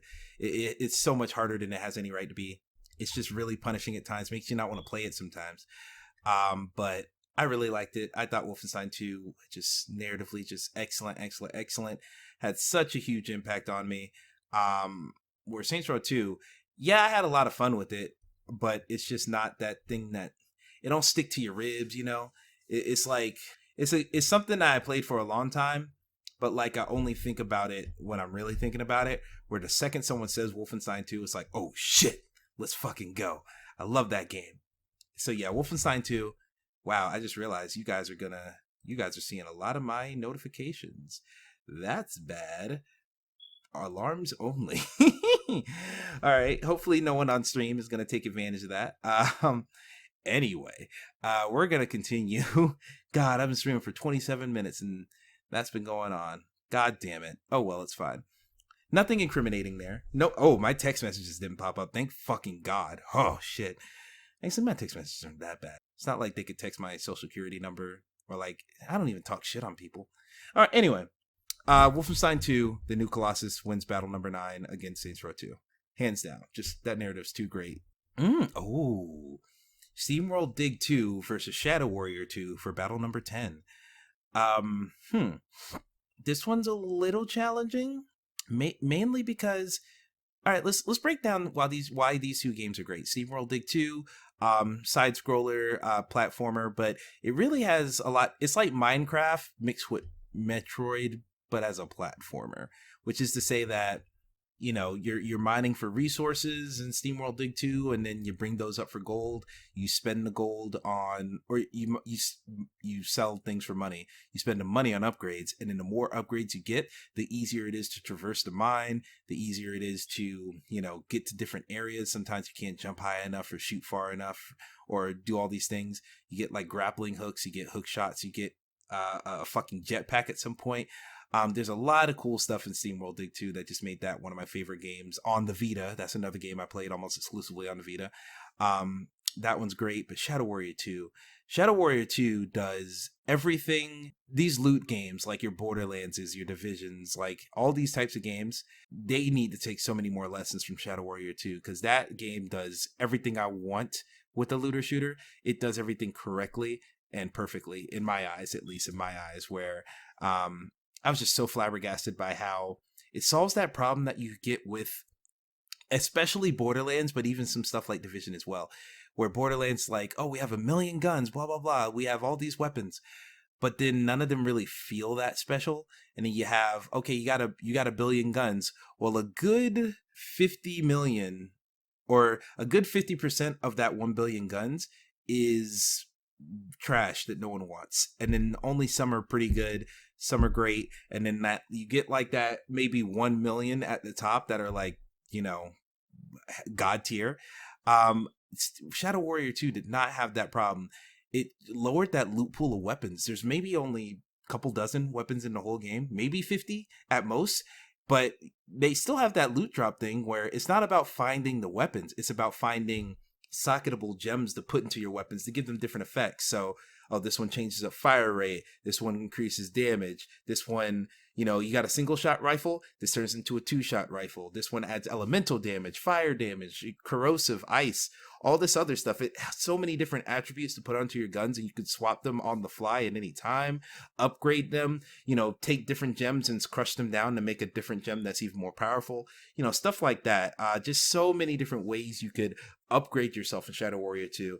And plus, it had that smaller roster of weapons, so it lets you get more intimate with each weapon and actually learn how they play and all that stuff, so that you're actually you're actually becoming attached to your weapons, which is something that Borderlands doesn't really have. But narratively, both of these games are kind of whatever. Like, the narrative in SteamWorld Dig 2 is pretty cool in the way that it speaks back to SteamWorld Dig 1, and Shadow Warrior 2 is just a completely silly, comedic. It's just a farce as far as narrative is concerned. I'm indifferent on the narrative of both of these two, but the gameplay and upgrading systems of Shadow Warrior 2, and forget the upgrading systems of Shadow Warrior 2, it's just really cool it's just fun to play. Like, if there was no upgrading at all, Shadow Warrior 2 would still be in this top 100 list. It's just really satisfying to chop these people up with swords, with shotguns, grenade launchers, flamethrowers, chain guns, pistols, all types of random weapons. It's just a really wide array of weapons, and combat is chunky because it's a very graphic game, very gory. Enemies will blow up into millions of pieces. You can slice off individual limbs with the swords and the melee weapons and stuff. It's really graphic, but as someone who's not even particularly a fan of hyper violence, that violence kind of makes the combat feel a little bit better, because you get a very instant and very extreme reaction to all of the gunshots you're doing or all of the blade swings you're making. It just makes for a really satisfying game. So I'm just going to go ahead and choose Shadow Warrior 2 here. SteamWorld Dig 2 I really enjoyed, but Shadow Warrior 2, man, you can't deny that combat. You can't deny that upgrade system. Call of Duty World War II versus Astrobot Rescue Mission for battle number 11. All right, the biggest flaw with Call of Duty World War II is that its single player campaign was boring, and I remember calling it trash previously on a prior stream and podcast that I had recorded. But I don't even want to say the single player is trash. It's not like a horrible single player campaign. It's just so boring. And it just holds your hand and says, oh, stand here for this set piece, stand here for this moment, be here for the sniper shot. It just doesn't really give you, it just holds your hand so much more strictly than a lot of the more recent Call of Duty campaigns, and it just turned me off. But that multiplayer was so well done. Sure, the divisions and everything, with kind of making the creative class system of Call of Duty even more rigid and more strict about, what classes are which. That was like not bad. It just was there. But really what I loved about that multiplayer was it was just really satisfying to play. First off, all Call of Duty games are satisfying to play, but the balance on this one felt really good for some reason. It felt standardized in a way where I really liked. I don't know what it is about the gameplay specifically to World War II, and also Advanced Warfare had really good multiplayer combat. But it was good in that one. And also just the way they handled unlocks and stuff, where like all these games have loot boxes now. But the way Call of Duty World War II did it is that they have these different challenges you can go for. You choose a challenge and it gives you straight up just a loot box every time you complete a challenge. Or in some cases, if they add a new weapon to the game, it just gives you that weapon if you just beat the challenge. So I loved that. I loved that so much. I thought it was really fair, and it made me keep coming back very often. This is one of the World War II is probably the Call of Duty game I came back to the most after release. Like, I would play that 2 years after the fact just to get some more of that gameplay from the multiplayer. So yeah, World War II is really good.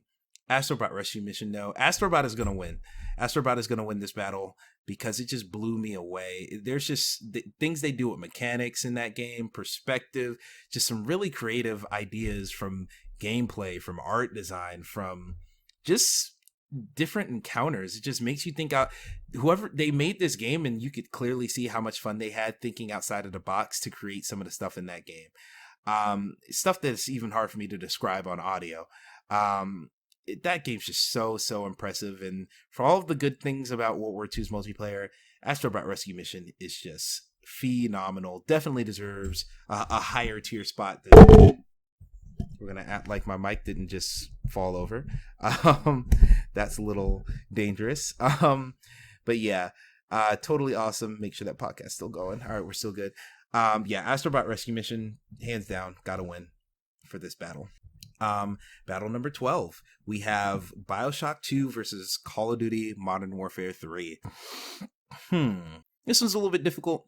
I say that's a little bit difficult, but nah, it's BioShock 2. I can't even deny it. BioShock 2, well, because BioShock 2 is going to win, let's talk about Call of Duty 3 first, Modern Warfare 3 specifically. It's just fun, man. That's another multiplayer where this before loot boxes, so of course everything in the game was unlocked, rather than, purchasable.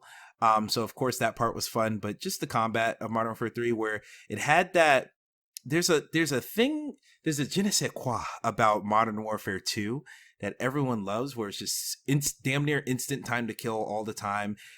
The way that they balanced everything was by making everything overpowered, so you couldn't really complain. And even then, some things rose to the top. One-man army new tubes, Model 1887s before they got patched, stuff like that. That game was really fun, and Modern Warfare 3, they took that same thought behind its design and kind of flattened everything out, so it's not everything's overpowered, it's everything's brought down. Instead of guns killing in 2 hits, how about 3? How about instead of dying in 1 burst to a 3 burst gun, how about a burst and 1 bullet is what you need to die. It was a little bit more fair is what I'm saying. And just a little bit more tactical in how the creative class system was created and all that stuff. And even the narrative single player campaign was really fun. I really enjoyed that single player campaign. Very gratifying ending. I don't want to spoil it too much, but the stuff you do with Captain Price at the very end of that game is just fucking badass, and I love that so much. So yeah, Modern Warfare 3 is up there for me, but BioShock 2 takes the cake. BioShock 2 is just that combination of I just love the upgrade systems, the proper dual wielding, unlike the original BioShock. And I know that story I don't think about too much. Whenever I play that game, I'm reminded, oh, this story is actually pretty cool, pretty neat, pretty interesting. Goes some pretty interesting places. But just that gameplay loop of playing as the big daddy, have the little sister on your shoulder and you go find bodies on the floor to suck Adam from. And then before you put her down, you can set up, put down all your vortex traps, put down all your electric traps, just set up the whole room so you can get ready for this fight, and then just letting them go and then just trying to protect them all. Oh man, that gameplay loop is so fun and satisfying to me, where nothing in Modern Warfare 3 is really coming close to that gameplay loop. So yeah, BioShock 2 is going to get it. Ooh, Assassin's Creed Origins versus Sunset Overdrive. God damn. Oh, shit. Yeah, damn, this is really hard. Sunset Overdrive. I say so much positive stuff about Sunset Overdrive, and I don't talk about Origins positively enough. Not to say that I trash it, but I just don't talk about Origins enough, I feel, to illustrate how hard of a choice this is. Sunset Overdrive, absolutely love that game. It was just kind of a revolution for me. I love Insomniac games. I love games with, crazy movement systems, some really good upgrades, really crazy weapons. Sunset Overdrive had all of that and more. And by and more, I mean characters were silly over the top, all that stuff. Narrative was silly over the top, all that stuff. But it's just the tone of that game, that punk rock, silly, crazy, fuck everything because we're badass attitude of Sunset Overdrive. I love that so much in video games. I think that is awesome. And just the way they break the fourth wall. I said it before and I'll say it again. Sunset Overdrive is the closest thing video games has to adult Looney Tunes. It's that type of silliness and zaniness. I just loved it. Where Assassin's Creed Origins, it's one of those games where the exploration is really why I love that game. And I still think about going back to Origins every now and then just to boot it up and be like, yo, because I have a good 40%, maybe 30% of that map left to explore. And even a bigger percentage of specific locations. There's a couple sections on the map I haven't checked out at all. like I could really play some more Origins right now, but I just don't because I know that could easily take up 100 hours of my life. And I bought the DLC for it that I've never played, so there's just so much more reason. There's so many reasons to go to Origins. But like I like the character of Bayek. I think Bayek is such a cool character. I like him a lot. And his wife, I think Anya. Hopefully I'm not saying that name wrong. Or hopefully I'm saying the right name in general. But I just like the characters. I like the fact that it took place in Egypt. We never get games. We get so few games about black characters. To have one that takes place dead ass in Africa, where damn near everybody's black. Like, bro, that's awesome. That's just really cool to me. I'll never forget how awesome it was to just have a game like that. Just amazing. It's just really hard between Sunset Overdrive and Origins. Where Origins is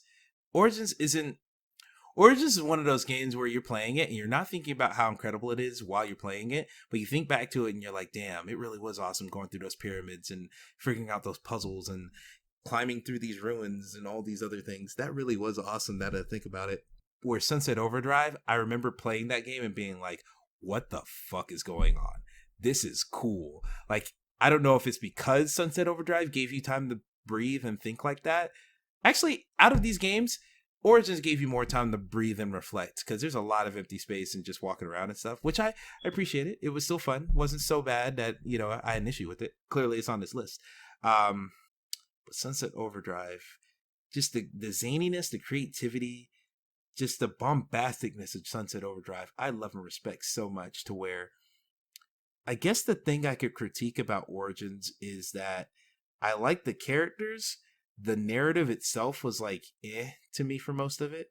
So like, not to say it was bad, it's just like that's not why I'm playing this game. Like side quests and side missions were more of note to me. Damn. I'm really starting to feel like I'm convincing myself to vote for Origins when initially it was me saying I'm gonna vote for Sunset Overdrive and I hope Origins doesn't feel bad. Like it was I was voting for Sunset, but I was gonna have a lot of guilt in my heart. Now I'm thinking I might vote for Origins. I really don't fucking know. I think I'm gonna vote. I gotta do Sunset, because from an art design standpoint alone, Sunset blows me away every time I look at a screenshot, look at an image. Some of my screenshots are just gorgeous, beautiful, just so vibrant. So that's something that Assassin's Creed Origins does not have. For as cool as that game looks, and I love its aesthetic of Egypt and all that stuff, Sunset Overdrive, it go hard. So yeah, we're gonna hit Sunset Overdrive. Oh, Fallout 3 versus Assassin's Creed 2. Huh. You know what? This isn't that hard. Fallout 3 is going to get this one. I'll say Assassin's Creed 2. Love that game. Fun combat. Interesting story.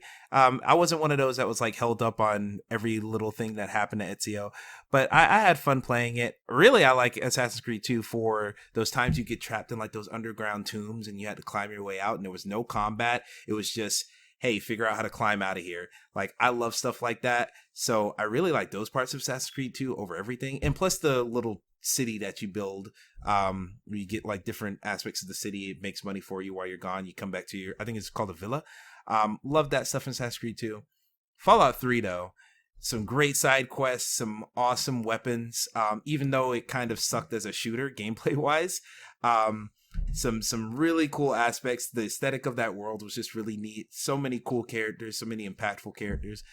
There's a lot of reasons to like Fallout 3.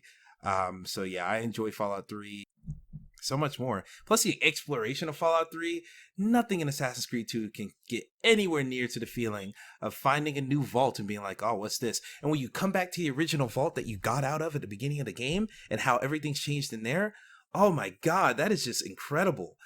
For moments like that, Fallout 3 has to take it. You think about Tranquility Lane, that whole thing, Liberty Prime at the end of the game, bro.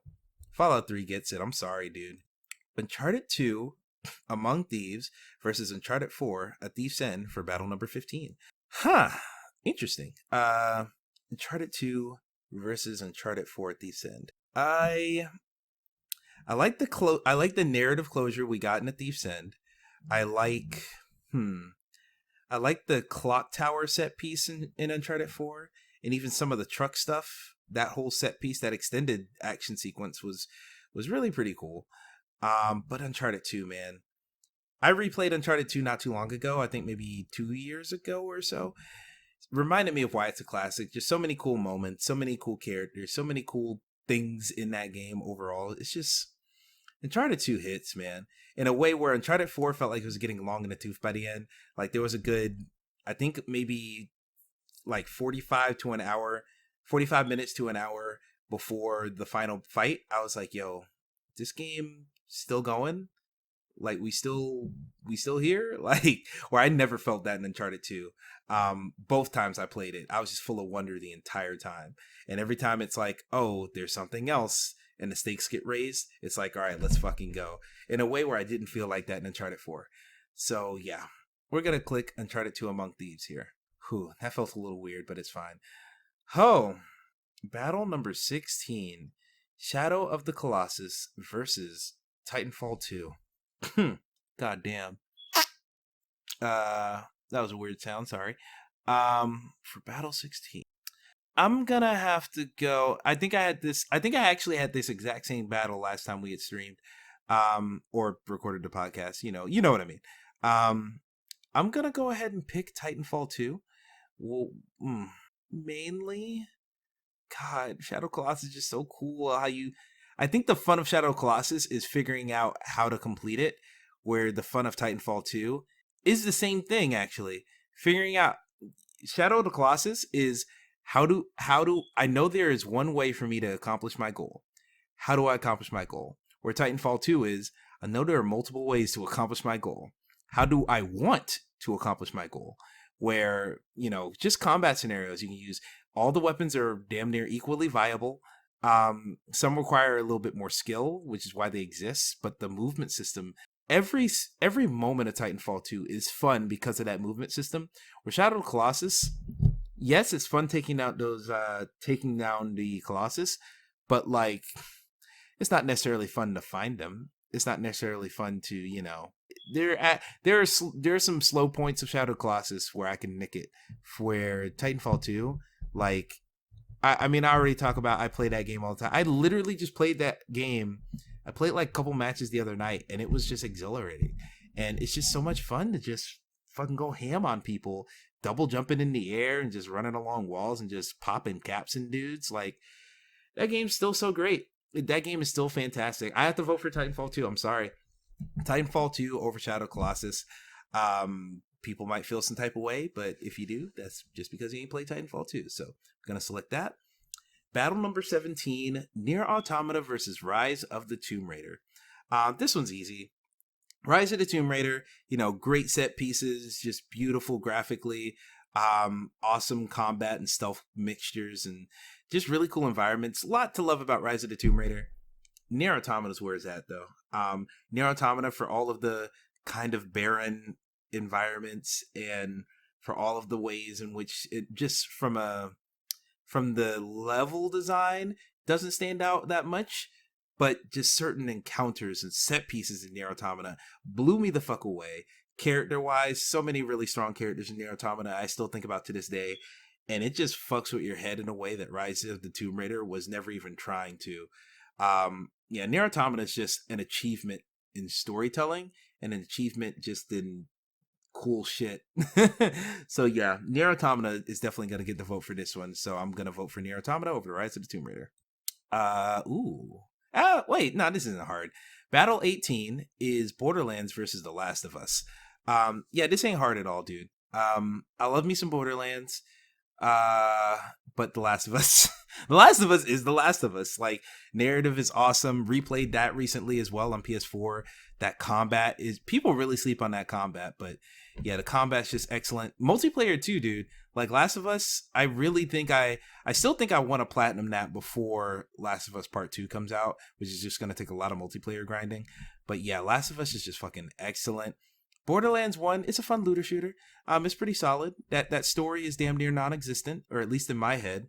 But yeah, there's fun stuff about Borderlands, but everything that's fun about Borderlands is pretty mid, if you ask me. So yeah, I'm gonna say Last of Us wins this hands down. Battle number 19, Tearaway versus Gone Home. This one's low key hard. Now people know I love Gone Home, that very quiet contemplative experience. Was only available on PC, but I picked that up on PS4 thanks to PlayStation Plus. It has come out on consoles. But Tearaway's just Here's the thing, man. I really got to think of it like this. Gone Home. Sorry if I keep like blowing wind out of my nose and stuff, because I got like something in my nasal way. Like I feel something from like that tube that connects your nose to your mouth, where like you like you can like breathe and stuff. There's something in there. I don't know if I have a cold and there's phlegm or something, but there's something in there and I feel it, and I'm just trying to keep it at bay.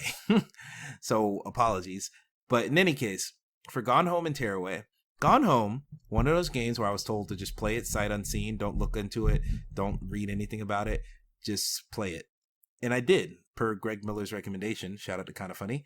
And it was surprising to see the type of game it was at the end. But I think because of that, for the first parts, I didn't really know what I was in for. Where I was like, oh shit, I'm scared. Oh man, what's around the corner? Like, there was a lot of not anxiety, but just like what the fuckness that was going on throughout Gone Home. Where Tearaway, I had no reason to expect Tearaway was anything but a great Media Molecule game. And Media Molecule, the guys behind Little Big Planet, make a lot of these cute games, make a lot of these little adorable, just cute porn. Ooh, I maybe shouldn't say that. That could insinuate some shit. But just some really adorable stuff in Tearaway. And it captivated me because I cared so much about that main character, Atois/Iota. I cared so much for a character that didn't even speak. It just so expressive, so emotive. And then I was just there emotionally through the ups and downs of their journey. Oh man. And just all the stuff where they put your camera in there. It felt like I was like going on an adventure with a friend where I've never had that vibe, that thing go on in a game for me. Tearaway's gonna have to win. I'm sorry. Gone Home, I respect and love you. Tearaway wins here pretty easily too, now that I'm thinking about it. Ooh. I knew this match was going to happen. I knew this exact thing was going to happen, and I know what the outcome's about to be.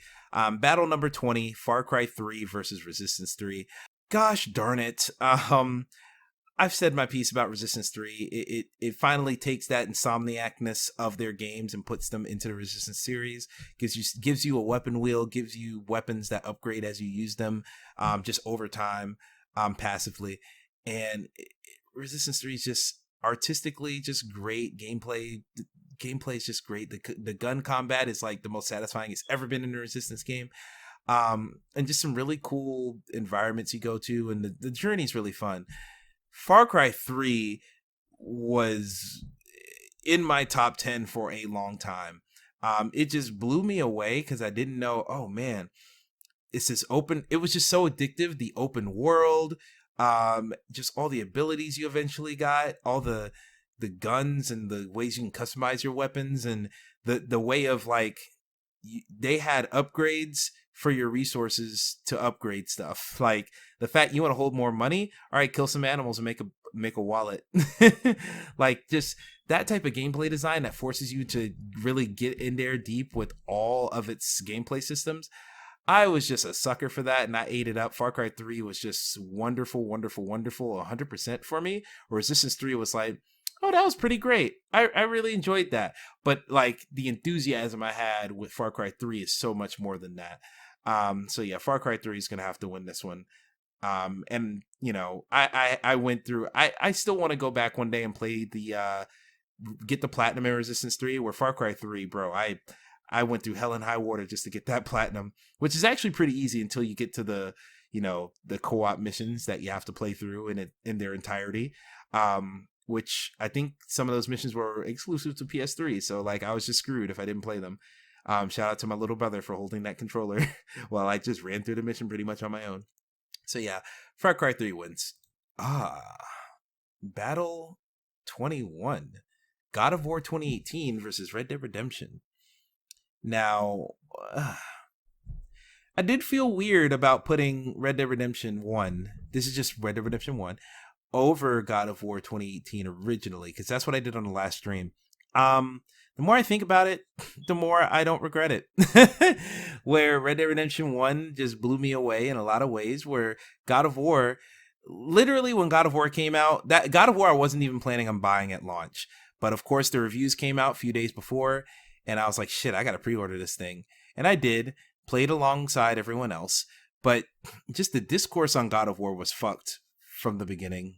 For me, where by the time I played God of War, it wasn't just people in the industry, people, reviewers and people on podcasts. It wasn't just them saying, oh, this game is fantastic. It was my friends. It was like personal buddies of mine hitting me up and being like, yo, you gotta fucking play God of War. Oh my God. Are you playing God of War right? Oh, dude, oh my God. And I was like, all right, y'all are talking this up like it's the greatest thing in the fucking world. And when I played it, it was really fun. It was really good. But I think what a lot of opinions on that game don't factor in is, yeah, God of War 2018 is a great game. People are acting like it's better than God of War 3. Now, it's probably just as good as God of War 3. I like God of War 3 more, to be completely honest with you. But, like, a lot of people didn't like those old God of War games, God of War 1, 2, 3, Ascension as well. Even the PSP ones, Ghost of Sparta and Chains of Olympus. A lot of critiques on those, and they're fair critiques, but overall, I just like those games. I enjoyed all of them. That's why I played all of them. Where when you get to God of War 2018, there's nothing about that game. Yes, narrative is, so much deeper narrative now. Dialogue is so well written, great performances, all that stuff brings it up. But for me, you want to talk about just gameplay wise? Nothing gameplay wise about God of War 2018 is tickling my loins more than God of War 3. And by the time God of War 2018 came out, it was doing a lot of similar things that other games of it were doing, with its upgrade systems and skill trees and stuff. It just 2018 it just brought it up to current standards. In a way that I respect, but it just didn't have as much of an impact on me as it had for a lot of people. Red Dead Redemption 1 is just like first game I ever bought with my own money, or first game I ever bought at launch. I'm sure there's other games I bought, but that's the game where I was like, yo, I got $60 and it comes out next week. Fuck, I can do this. And then I bought it and just couldn't believe what I was missing out on. First Rockstar game I ever beat as well. I had the patience for it, surprisingly. And it's just fun. Played a lot of that multiplayer too. And Undead Nightmare, all that stuff. So yeah, Red Dead Redemption 1 wins this one. Battle number 22, Dante's Inferno versus Metro Last Light. Oh, this one's a little iffy. Both of these games, these are like mid-tier games for me. But this is gonna be hard.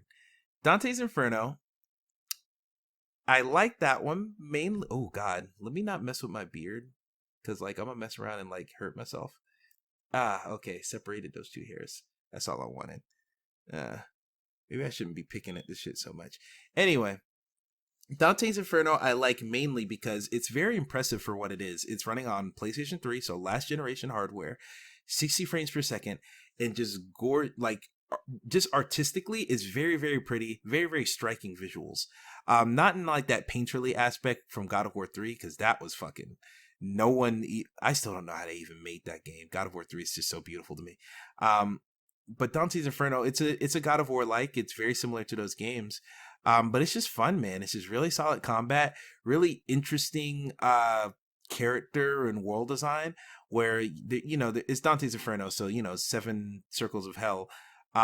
Just the ways they implement that are not always the most tasteful and are sometimes juvenile and stuff, but I just think it's still creative. I think just the way that game was made was just very creative. It's an EA-ass game. It is a very EA-fication of the God of War gameplay style and everything, to the point where at the end of the game, the end of the game is basically just combat challenges that really don't even hide what they are, but it's still fun. And I enjoy it. I just enjoy that game a lot. Where Metro Last Light, I enjoyed a lot as well. It was my first Metro game. It was my first Metro game, and it was my first time ever playing something that was that committed to immersion. That game was just all about we want to make you feel like you're actually in the metro. You're wiping your mask just to know that there's actually glass in your face. You're always hearing the breathing of Artyom, the player character. You're always, what else? You have to look at your watch to see like how much more air you have in the filter that you're currently breathing through.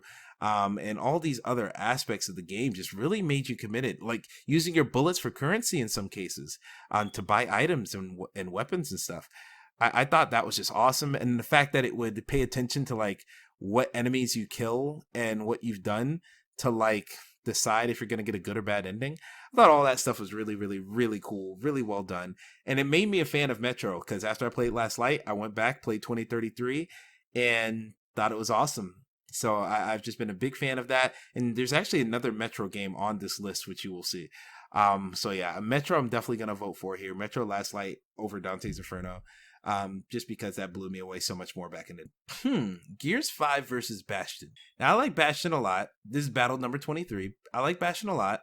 Played that primarily on Vita as well. Combat, just great upgrade. Great upgrade paths, progression and everything. Intriguing story. I don't want to say it's a great story. Not that I think it is objectively bad. I just didn't find it that, oh shit, what? But it was like a story that definitely held my interest the entire time, had a lot of interesting aspects and stuff. It just didn't really blow me away in any way. And just the gameplay is really what I remember about this game. Like, it was just really fun to play, really fast, fluid combat. Just, dodge rolling as the kid in that game was super, super fun. Super challenging at times, but, I still had fun with it. And then I finally beat the narrative years after starting it the first time. But, yeah, I enjoyed my time with Bastion in a way where Gears 5, though, Gears 5 is just, I feel like Gears 5 is a masterpiece in so many respects. Graphically, of course, is wonderful. I played a lot of it on PC, so I'm a little bit biased, but even on Xbox One X, 4K at 60 frames per second, never see games pull that off usually. So I thought that was awesome. So yeah, Gears 5 was totally really good for me. And then the combat, Gears of War combat's just great on its own anyway. And characters were great. Some really important things happened to the characters. This is the most engaged I've been in a Gears of War narrative in the entire series, where, there's other Gears games that you will see on this list here, but Gears 5 just did so much and just really tickled my fancy in so many different ways. I didn't expect it to. I didn't think it was possible even. So yeah, Gears 5 I'm going to have to vote for over Bastion. Where I like Bastion a lot, but Gears 5 just, oh man, Gears 5 is just immaculate in a way where Bastion is also great. And, a lot of people might even call it perfect, but just the engaging parts of Bastion, there's so many more of them in Gears 5 for me. So Gears 5 is going to win this one hands down. Whoo! Nidhogg versus Little Big Planet 2 for battle number 24. Nidhogg, I like that game. I appreciate that game. I think it's great. It's just so... Nidhogg is what it is. Nidhogg is that classical just fencing sword fighting game. And not even to say that Nidhogg 2 is better, because that's not even on this list. I think Nidhogg 1 is definitely better. But it's just very basic in what it is, and it is one thing at the end of the day. Like, it is a really great thing that, leads to those like hype tournament type moments, just really edge of your seat, couch co-op gameplay. Love that about Nidhogg. I think that's wonderful. But Little Big Planet 2 is really special to me. That made me a fan of not just Sackboy, but of Media Molecule themselves. And there's at least one other game from them on here, I'm sure. And just that game had such a big impact on me when I first played it that it would be disingenuous for me to say Little Big Planet 2, not as good as Nidhogg. Where Nidhogg is really that game because I have memories of it playing with friends and stuff. Where Little Big Planet 2 is just like, okay, that game is fucking classical. And that's before, like, I'm talking just about the single player campaign. I thought that single player in Little Big Planet 2 was fucking amazing. Before you even get there, or don't even stop there, I mean, you could make anything. Literally, they were like, this is a tool set for games. And it didn't really end up being that way because, it was kind of trying to Frankenstein a platformer engine. into being able to be other types of games. But Little Big Planet 2 was just revolutionary in so many ways to me and to the industry. So Little Big Planet 2 is going to win this one. The more I'm thinking about it, the more confident I am that yes, Little Big Planet 2 better than Nidhogg for me at least. Ooh, Battlefield 1 versus Jackbox Party Pack 5. Now we went through the same thing. We're going to open up a new tab. Box Party Pack 5 games. I got to remember which games were in which. So 3 is the other one that I always ask about because I don't know. So we're going to have images of both of them up just so I know what the hell is going on.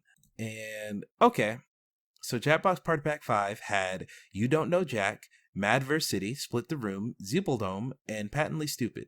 Okay, so Jackbox Party Pack 5 is the second best Jackbox Party Pack game they've ever made.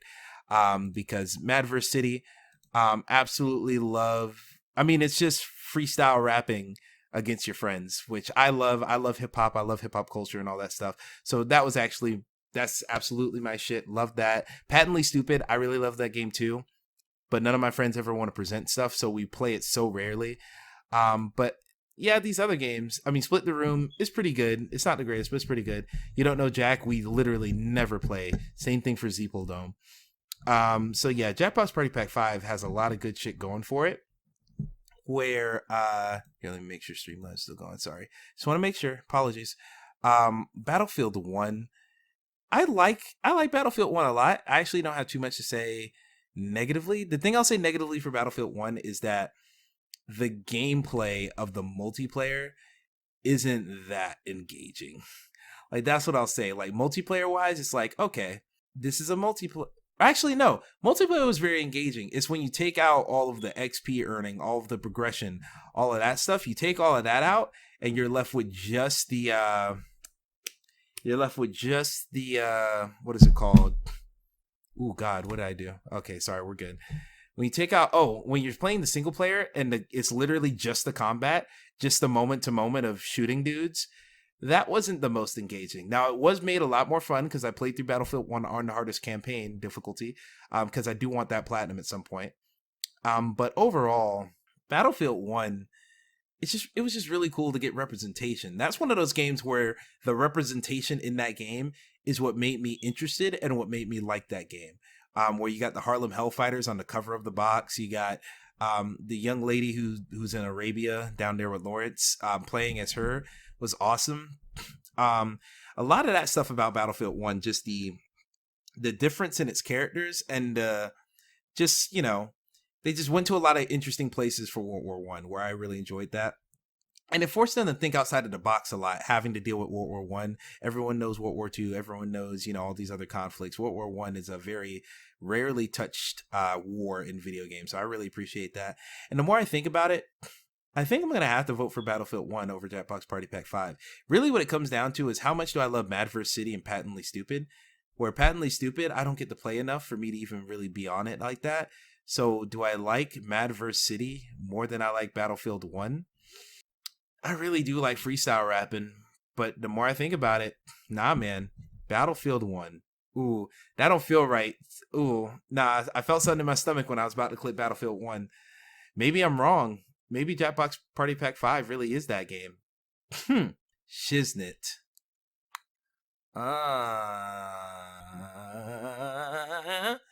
Man, I really don't like this. I really don't like this choice. This is a harder choice than I thought. How much do I like Mad vs. City, dude? I love getting off that. Because I had a really good game of Mad vs. City a couple weeks ago. And I'm just really high off that. So it's like, how much do I dig that versus like Battlefield 1's campaign? I just really like the representation of it, dude. I think I have to vote. Because that's not fair. There's so much of Jackbox Party Pack 5 that I don't even interact with. So I feel like it's not fair. Because Battlefield 1, I've played pretty much every part of it. And I like it quite a bit. Where Jackbox Party Pack 5, I really love like 2 parts of it out of a 5-part game. I think it's better if I choose Battlefield 1. I think that's only fair. Which doesn't feel right, but we're doing it. Battle 26, Jackbox Party Pack 3 versus Battlefield 4. Now, this is a more easy fight. Battlefield 4 campaign was very boring to me. Don't care nothing about the campaign. It was just, I played it. It's over now. Oh, the multiplayer just had so many unlocks. It was just so Battlefield 4 was just so rewarding in all aspects of it.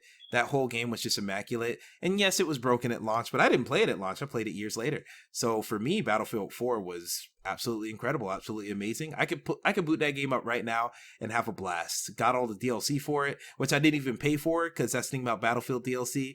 It goes free after waiting long enough. I didn't pay for any of the maps for Battlefield 1. I didn't pay for any of the maps for Battlefield 4. Same thing for Battlefield Hardline. Didn't pay for any of that DLC. So yeah, I have a lot of fond memories in the multiplayer for Battlefield 4. Jackbox Party Pack 3, I mean, thank God I looked up the games in it. Look over here, dude. I really don't be on Guespionage. I know a lot of people like Guespionage, but TKO, classic. Trivia Murder Party, everyone loves it. Ain't my favorite, but everyone loves it.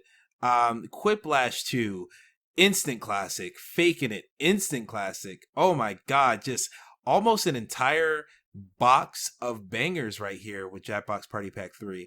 I just love all of those games so much. Like I said, with exception to Guespionage, but I know it's a good game, so I don't even feel too bad about, not having too strong an opinion on it. Jackbox Party Pack 3, I've always said, one of the greatest party games of all time. Put anything else in there, you got your Smash, you got your Mario Party, you got your Mario Kart. Better than all of them, in my opinion. You won't see any of those games on here, which says a lot about me. But yeah, Jackbox Party Pack 3 has the win over Battlefield 4. Love that multiplayer. Has nothing to do, or has nothing on the couch co-op or the couch multiplayer of Jackbox. So yeah, we're gonna hit it. Battle 27, Red Faction Guerrilla versus Comet Crash. This one might be a little bit hard. Red Faction Guerrilla, everyone knows that's the open world Mars game where the destruction of the environment is really what you play that game for. You can destroy every building, and they just crumble down in some really specific detail. A destruction system that we haven't seen topped in any game after, almost 10 years now. That game's really old. It was a last gen game, so they remastered it, and there's still no other game that can satisfy that destructive tendency of Red Faction Guerrilla. Where Comet Crash is a very fun, really it's an RTS game, but it's more of a tower defense than anything else, where you play as a ship and you're just hovering over the I guess your base, and then you're dropping different towers that kind of funnel the enemy ships in a certain path towards your base, and then you have to use those turrets that you're using to funnel those units to take out the enemy. And then you're building other units to build your own minions to go run over there to their thing, and then just brute force your way through all of their defenses. Excuse me.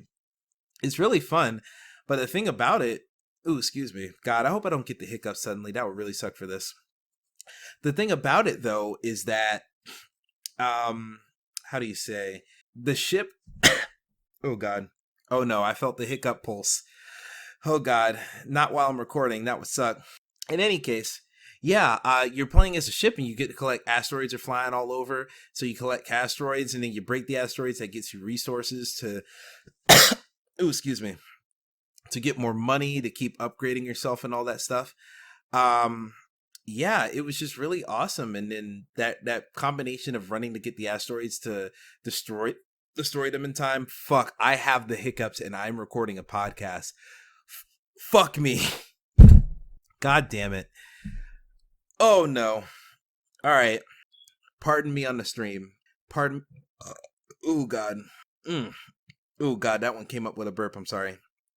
I'm going to pause the podcast recording right now. Boom. All right. Now we're back. Apologies. I'm recording this as a podcast as well, for those of you who are watching the stream. But anyway, back to this. Comet Crash. Just really fun to collect those asteroids, bring them over to your towers so they can shoot them, destroy them. Then you upgrade your radius of how close you need to be to have the, metal and stuff from the asteroids be zipped into you for resources. Just a really fun loop. I really enjoyed the gameplay of Comet Crash. I was really addicted to that game, and I was surprised how addicted I was, considering I don't really do RTS games and tower defense games. There's actually quite a bit. There's a handful of tower defense games I like, but it's just something. It's just a genre where I'm never like, oh, when's the new tower defense coming out? It's one of those games. It's one of those genres where when I'm playing it, I'm like, oh yeah, I forgot I love this shit. So yeah, Comet Crash is really good, but Red Faction Guerrilla is just better to me. I don't like games like Red Faction Guerrilla in the fact that there are upgrading systems and currencies and stuff, but you don't get any of that from shooting actual enemies. The currency is from tearing down buildings and causing destruction, which I think is fine. I think it's cool. I think it's fun. It encourages the best aspect of Red Faction Guerrilla, the destruction. But I'd like something from killing enemies, because you have to kill enemies. They are literally shooting at you and will kill you and bring your health to zero. So fighting back shouldn't feel like you're just pushing off the force that's coming for you. It should be a little bit more rewarding than that. So yeah, that's my feeling on Red Faction Guerrilla. That's my main criticism. But really, I don't have too much negative to say on Comet Crash. I don't have too much negative to say on Red Faction Guerrilla. I just like Red Faction a little bit more. I just had more fun with it. I think that destruction tech is more impressive, more fun to mess around with. So yeah, Red Faction Guerrilla wins. Battle 28, Enslaved Odyssey to the West versus Gotham City Imposters. This one's a little bit difficult. Enslaved Odyssey to the West, great narrative, beautiful, gorgeous art design, cool characters, it was just a really fun adventure that you go on with Trip and Monkey. Really just a fun adventure. And, we don't get too many great adventures like that in video games, because a lot of games are like, oh, you gotta save the world. The stakes are so much bigger in games usually, where Enslaved Odyssey to the West, it was refreshing to have it just be these two people just trekking along. Where Gotham City Imposters, I say this a lot, or I don't say this a lot at all. The thing I said about Gotham City Imposters in the last stream, Gotham City Imposters is basically Titanfall 2 light. Where the reason I like Titanfall 2 is because of those movement systems, because you can get anywhere on a map in so fast, so fluidly. Where Gotham City Imposters, it's not about how fluid necessarily it is to get around. It's just the variety of ways to get around. Like they have, for people who don't know, Gotham City Imposters is a multiplayer shooter. Your Call of Duty type thing. It plays nothing like Call of Duty, but it is your multiplayer arena shooter. But there's so many interesting ideas in it. It is called Gotham City Imposters, but there's no, Batman's not in the game, Joker's not in the game, none of the main characters are in the game. All of their their fan clubs are. So you have one team that is like the Joker fan club, and they have like clown makeup and stuff, and you have the other team that's like, oh, we rep Batman, we like Batman, and so they're clashing, but they have different gadgets and all the weapons are wacky.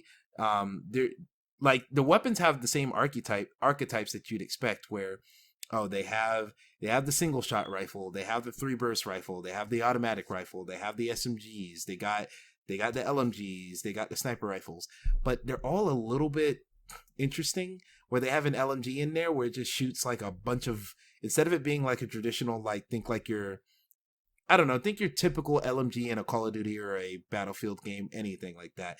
This one is like just a bunch of ball bearings. So when you are done shooting it, you just like get a ball of like metal steel balls and then just like feed them into the tube. And then that's how you reload, instead of like taking out a clip and actually using bullets. It's really interesting. And then like the single shot rifle is like this old like M1 Grand gun that like completely sticks out like a sore thumb in this super vibrant, hyper stylized world. And then, like I said about movement systems, you can put on a cape, and if you go over an air vent, it'll shoot you up, and then you can just glide to wherever you need to go on the map. They have a They have a grappling hook where you can literally just point to anywhere in the map, and you'll just zip to that corner. And you can't shoot while you have it out, so you have to like let go of the grappling hook, drop from your point. So it's really just a way of like zipping from place to place, rather than I'm gonna stay in this corner and shoot people. Really cool stuff like that. Roller skates as well. They had little ramps that just let you jump over people. Just a lot of cool ideas in the multiplayer space from Gotham City Imposters, and I love that game a whole lot. But compared to Enslaved Odyssey to the West is, once again, we had a similar conversation with this earlier in the stream/podcast. Enslaved Odyssey to the West is one of those games where when I think back to it, I'm like, man, that game was great. Man, that combat was interesting. Man, those characters are great. I think back to it fondly. Where Gotham City Imposters, when I was playing it, I was like, yo, this is one of the greatest games of all time. Like, for real. Like, I'm having so much fun. I was addicted to Gotham City Imposters for a long time, and while I was playing it, I was like, yo, this is on another fucking level. And it's free to play on PC if you want to go out and find it. God only knows if there's anyone playing matches on it now. This thing came out in like 2012 or something. But yeah, Gotham City Imposters, just excellent, excellent, excellent. And not just thinking back to it, it's one of those games where during the moment I was like, this is excellent. So yeah, Gotham City Imposters over Enslaved Odyssey to the West. Battle 29, Spec Ops: The Line versus Destiny 2. This one's going to be easy. I like Destiny 2 a whole lot. I really enjoy the combat. Story was better in Destiny 2, but I'm really here for that combat in Destiny 2. And I'm talking especially when when I got to it on PC, when I finally played it on PC. Oh my God, dude. Destiny 2 is amazing on PC. High frame rate and everything. Just perfect. Love Destiny 2. Combat wise so much, but Spec Ops: The Line, man, it took me a while to remember that Spec Ops: The Line, yes, we know the story is great, we know the characters are interesting, we know that Heart of Darkness aesthetic is really cool in Spec Ops: The Line, but gameplay wise it was really fun too. Like, I forgot like the slow motion headshots, the fact that it has like a little achievement counter in the corner to let you know when you're like, you know, close to getting a trophy or something like that, and it counts how many kills you have into it. That stuff was really fun too, to the point where that game was actually pretty fun to play without the story. It would be a solid shooter nonetheless, and the story is just what makes it a classic. So yeah, Spec Ops: The Line, it has the good gameplay and the great story, where Destiny 2 has the great gameplay and it's okay story. So yeah, Spec Ops: The Line wins here. Ooh, Mafia 3 versus Portal 2.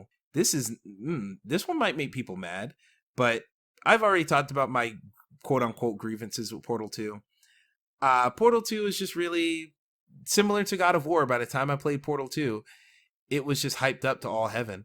And there was no way it was going to meet those expectations of people just being like, oh man, one of the greatest games of all time. Just super hilarious and stuff. Some of the humor didn't land with me in Portal 2, where I don't think it was like bad or offensive. It's just like, I'm not laughing. Where just some of it, a lot of stuff still hit, but just the things I remember about Portal 2 are having such a good pace and just having a lot of fun with the puzzles and getting through it at a decent clip, and then getting put ground to a halt with one of the puzzles, to the point where I was like, okay, I need to look up a solution. And it was the only time I looked up a solution the entire game, and turns out it was like the second last puzzle. So it just made me really upset that, you know, I broke down and looked it up when I was so close to the end of the game. I could have just gone through the whole thing without doing that. And you know, the ending, a lot of people talk about how crazy that ending is, where, okay, it's not that crazy. So that's just me personally. Where I thought it was a cool ending, but it's not like, holy shit. It's just like, oh, wow. So yeah, Portal 2 I'm kind of mid on. Or Mafia 3, we said this with Assassin's Creed Origins. So few games include black characters. Even fewer games are about black characters. And Mafia 3 is probably the only game that is about the character's blackness. Like, yes, it's about getting revenge on, you know, the mob boss that did you wrong and all that stuff. But Lincoln Clay, his race is a factor in that story in a very substantial way, which I appreciate it. And not just a factor in story, factor in the gameplay as well. The cops literally treat you differently because you're black. And you feel it in the gameplay at times. I love that game so much, and I know there's problems. I know people don't like the repetitious nature of it. I know people, you know, it was a little bit glitchy when it came out. You know, all the complaints I've heard about Mafia 3, but I think what it does strongly, what it does well, what it does in a unique way is so special that I like it more than Portal 2. So yeah, Mafia 3 over Portal 2. Battle number 31, Darksiders 2 versus Portal 1. Huh. All right, interesting. Portal 1 is really where I think the hype lived up to it. Where I played Portal 1 pretty late. I finally got a computer that could play it, so it just took me a while to be able to even get to it. Played it, and I was like, all right. By that time, Cake is a Lie, knew the whole meme, knew the song at the end. All that stuff was not a surprise to me. But really, it was just like, it was a delightful little thing. It was one of those things where, okay, this puzzle's cool. Oh, this mechanic's neat. Oh, that's really cool how they're using the portal gun that way. Oh, wait, it's like that twist of GLaDOS, turning and being evil, which I think we all know now. That was a really crazy, compelling twist to me. Not like where it broke my whole brain and redefined games for me, but it was just like, oh wow, okay, I'd never seen that done yet. And it was just a lot of little delights that made Portal 1 very pleasant for me. Where Darksiders 2, Darksiders 2 is just so good, man. Darksiders 2 is what made me a bona fide fan of the series. Where Darksiders 1, I was like, yo, this is pretty great. Darksiders 2, I was like, this is my fucking shit. Where narratively, can't really speak too much about it. Narratively, it's like it happened. Yeah, Def did some things. He killed some people. He completed some quests and blah, blah, blah. But gameplay-wise, Darksiders 2 is everything I want in games. Like, just really agile. It's all about dodging, getting out of the way at the right time, having good timing when it comes to that stuff. Just the damage numbers pop up on the enemies, really good combos, really chunky punches and slashes and stuff like that, using your other alternate abilities while you're playing. Just ways you can spec yourself into different builds to where you use different abilities that like can regenerate health or regenerate like mana, which is like how you use your special abilities anyway. Just really diverse options there. The loot system, the Diablo-like loot system, where it's like, okay, which weapon is stronger? I love digging into those stats and everything. And I loved it even more back in the day. And it combined that with like the Zelda dungeons where you're walking around, you're climbing, you're swinging, you're solving puzzles, all that stuff, man. I absolutely loved all of it. So yeah, even though the narrative of Portal 1, or I'm not even going to compare it to Portal right now, even though the narrative of Darksiders 2 left some things to be desired, not to say it was bad, it's just like it wasn't a classic to me. I still think the Darksiders 2 has a lot more going for it than Portal 1 does. So yeah, Darksiders 2 it is. Oh god, it feels weird to click it, but I'm hitting it. Whew, okay. We're at 9% sorted. Like I said, we're going to stop when we get to 10%, but it's not going to take that long, hopefully. So yeah, Battle 32, Fear 2 Project Origin versus Costume Quest. I like Fear 2 Project Origin a whole lot. One of my favorite first-person shooters of last generation. Just really good, chunky combat. Once again, another hyper-violent game, but that violence improved the combat. And it's a horror game as well. And the horror really freaked me the fuck out when it tried to be a horror game. It's not a horror game all the way through. Just to say that's not consistent with trying to scare you. But when it does, it really is freaky. Just the ghosts in that game. I've never seen ghosts in a game be used as effectively as they are in Fear 2. It's just very much like the fact that you can barely see them, and sometimes I didn't even know they were there until my crosshairs turned red, and it's like, oh shit, there's something there, I gotta shoot. Like, oh man, that was always fun. Or I shouldn't say fun, terrifying. Compelling's a good word for it. But Costume Quest is very cute, very fun, very charming. Really, it's a turn-based game, which I don't really do turn-based combat much at all.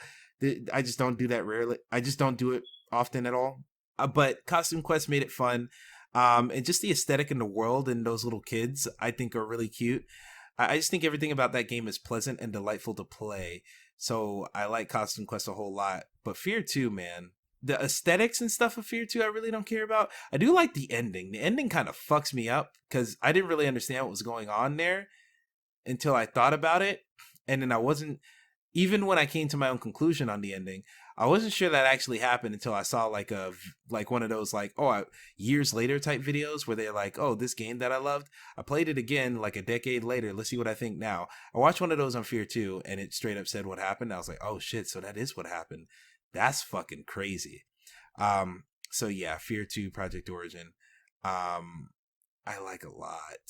Do I like it more than? Yeah, I like it more than Costume Quest. I respect Costume Quest and everything, but I like Fear 2 Project Origin. That's where it's at, man. So let's go ahead and hit that. Half-Life 2 versus Devil May Cry 5.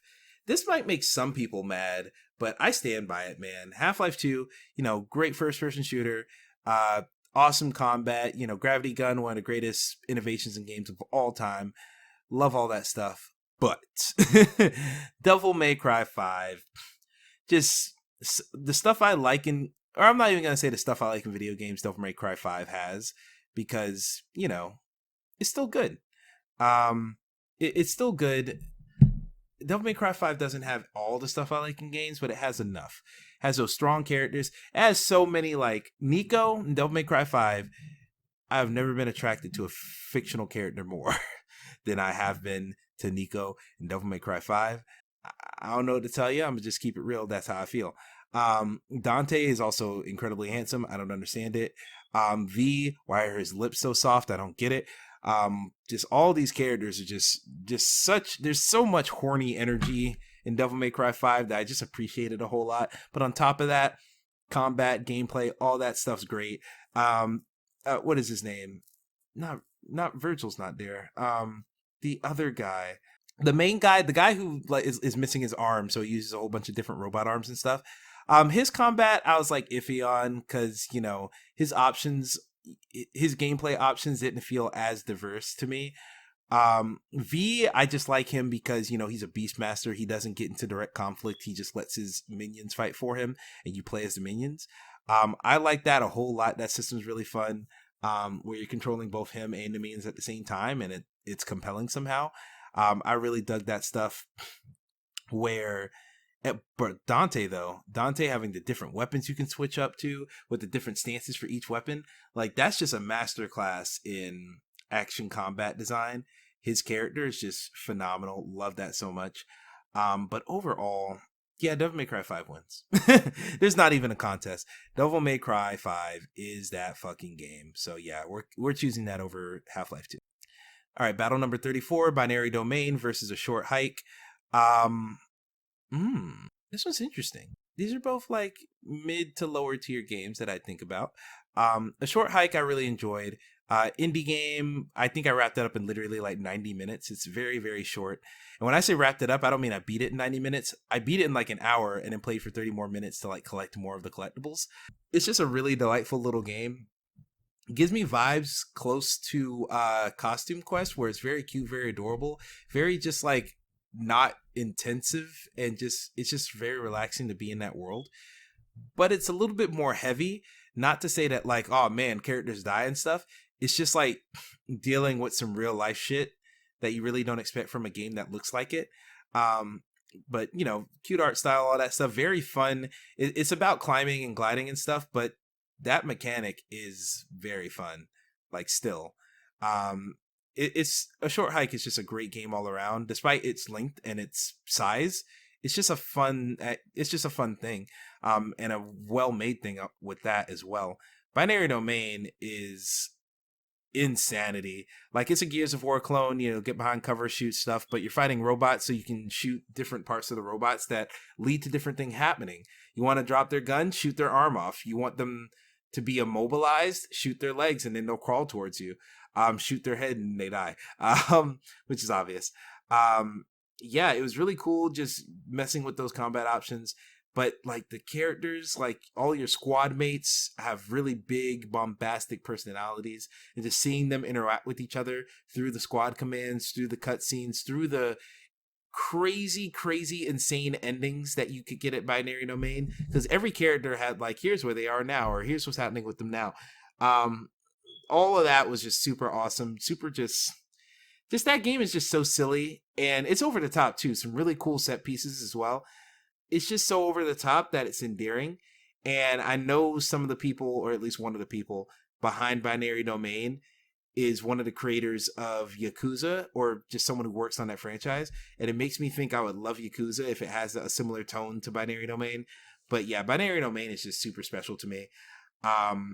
And I think because of that, I think there's more to like in Binary Domain's gameplay than there is to like in A Short Hike's gameplay, where Binary Domain took a long time to beat, but Binary Domain never outstayed its welcome, despite having a much longer runtime than A Short Hike. It's just really hard. I don't know what to prioritize here. Graphically, Binary Domain was pretty as well. Short Hike was, very lo-fi, not 8-bit, but you can definitely see the pixels in the game on purpose by design. That art style was fine. Binary Domain, A Short Hike. These are very, very equally matched. And I'm not going to hit like both because I'm not a coward and I want to sort this thing properly. Binary Domain, Binary Domain has to get it. Just for the Nah, I'm still thinking about it, man. I think A Short Hike patched so much good stuff in such a small package and in such a quick package that it's really remarkable. Where Binary Domain, I'm not remembering the lulls of that game. I'm not remembering the bad parts, but because it's a longer experience, I'm sure they are there. Like, I only have good memories left, but there wasn't a single moment in A Short Hike where I was like, all right, I want to stop playing. All right, I'm not having fun. All right, this is lame. Like, it was quick to get to the next morsel of good. So I think I'm going to put A Short Hike above Binary Domain, which feels wrong, but Binary Domain will get its day in the sun. Ooh. Okay, we're now at 10% shorted. What we're going to do is we're going to play through the rest of 10%, and then we're going to get to 11% and stop as soon as we trigger that. Or actually, no. That's not exactly how this works. 1, 2, 3, 4, 5, 6, 7, 8, 9, 10. So should we do 10? Because right now it's at 10% shorted. So if I do this, it's going to be 10 point something shorted, then 10 point something shorted until it pops up 11. And then we will have done 11% shorted. Should I stop here now? Actually, this is a good one to come back to. Yeah, we'll stop here now. Dear God, help me. Do not reset my computer, because that's actually why we're here. That's actually why we redid this whole thing. We're going to pray that my computer does not get reset. We're going to pray that this whole fucking thing doesn't kill itself again, and I have to do this sorting and this list all over again. I will cry if that happens. Hopefully it doesn't happen. You know what? Let's double check our Great Suspender. Yeah, this site is whitelisted. The Great Suspender, basically, like, if a page is open too long, it'll just put it to sleep, so it's not taking up resources. I have it whitelisted on this site, so it will not do that to this. We're going to come back to this. And I think we're making some decent progress. We're at 10%. We've only been streaming for an hour and 40 minutes. This segment is only going to be roughly that time for you guys listening over at VTU.tv. But yeah, we're going to come back to this. It's been 35 battles. I feel like this is maybe going to take 300 battles total. If this is 10%, it might take about 350 battles, and we did 350 battles just to get to 40% last time. So yeah, this battle is going to be good. I'm not going to say what they are. I'll say what they are on the next one. But if you've been streaming, thank you for watching. I'll be streaming this a little bit more later in the week. We're going to try and get this done. We're definitely going to get all these done by the end of the month. My goal is to get it done, I don't know, a little bit more than a week. I don't think I'll stream every single night, but I'll stream most nights. But we're definitely going to run through this. I'll probably stream some more tomorrow for those of you listening. But if you're listening to this as a podcast, you guys will get episodes of this.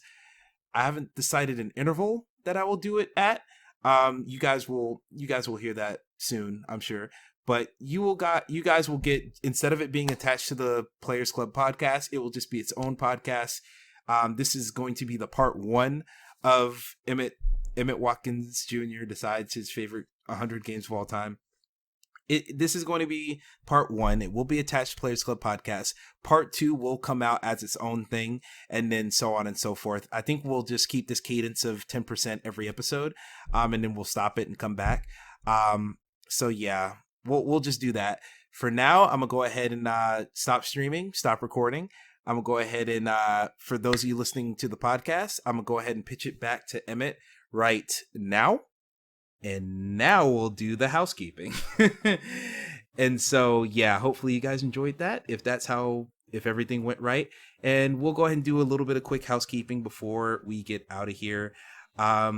So basically, well, first, I'll go ahead and let you do a little bit of housekeeping, because I do want to give, I want to give a shout out to this one real quick. I think this is actually from you. Yeah, Al, I saw this one. Pokemon Let's Go, Pikachu is a love letter to my inner child. That's an article that went up from you. You've been talking about, you've been playing Pokemon the last 2 episodes, so I guess this is just a talking about what the franchise means to you, I guess. But you wrote it, so you'd be better off pitching it, I guess. Yeah, so I just gave a bit of opinions, like a little mix of a first impressions and of, or a little bit of like a mixed or listeners. This is what it's like when I'm tired. We're almost at the end. It's a mix of a first impressions and what it would be like for someone who played the Gen 1 coming back to it almost 20 years later, or over 20 years later. Yeah, a lot of reunited stories on the episode today. So yeah, go ahead and look out for that one. That will be in the description of this episode.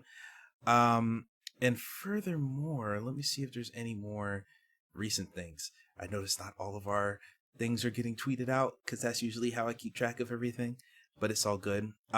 Game Room also, Josh Miller made an article just talking about Game Room and how that's well, I guess as he says in his title, social hub worth resurrecting. Interesting one on that one. I haven't really thought of Game Room in forever. He kind of makes a little bit of a comparison to PlayStation Home, which I had more of a connection to. But it's an interesting article seeing him talk about that because I barely even remembered that. I'm gonna actually read this one. Yeah, because this is actually hitting some notes that I remember. It is really good, like really good read. Yeah, I will not. Yeah. I'll admit, or I'm not. There's no reason to say I'll admit. I'm just gonna come on and say, the moment I saw that in the back end, I was like, "Ooh, what is this?" And I told Josh, or over the week, like a few days before it went up, I saw it was trashed, and I was like, "Josh, what the fuck?" Nah, finish some quality content. Yeah, and I had an absolute blast going through and reading it and editing it. Or I didn't even have to edit it because Josh, Graydon, the core team is great. Gee whiz. Thanks. I guess they'll be happy to hear that when they listen to this episode. Yeah. Everyone on this site is good. You're all good. You're great. You put up with a lot of my shit personally, so thank you for doing that. Just everyone, internet hugs for everybody right now. I do have some stuff that could be inbound. Okay. Do you want to tease it? Yeah, so we may see something Animal Crossing related from Josh. Yeah, I remember. I did see that in the chat. That's going to be a good one if he does that. And possibly another co-op review, but in the form of someone who is new to it, and then someone who's a veteran of it. Two sides. I like it. And then with Graydon, he's got February recap. Yep, that's going to be on the way soon. A PAX top 5 or 10 piece, he hasn't said. Oh, yeah, he was at PAX. I forgot about that. Continue, though. And a review for Frozen 2. Okay. Frozen 2. I mean, I can't be too surprised about movie reviews. I did do that Harley Quinn one. But yeah, that's super cool. Awesome. So yeah, good stuff to look forward to on VU. Now, I'm going to ask this question. Did you just hear what happened? No. Okay, good. I'm not going to say anything about it. How about this? If you guys will hear on the stream audio, and I will tell you what happened. But I'm just going to go ahead and wrap up this show now so we can go ahead and get to the next segment. Or you already heard the next segment, so we can get on to the next section of our lives. Oh, boy. Hopefully the stream is going to be loopy of me being tired or something, because I'm not quite that tired, but we're about to see. So in any case, this has been the Players Club podcast. Thank you guys for listening / thank you guys for watching this episode. We will see you in the near future. And as I always say, keep it real, keep it true. Bye-bye now.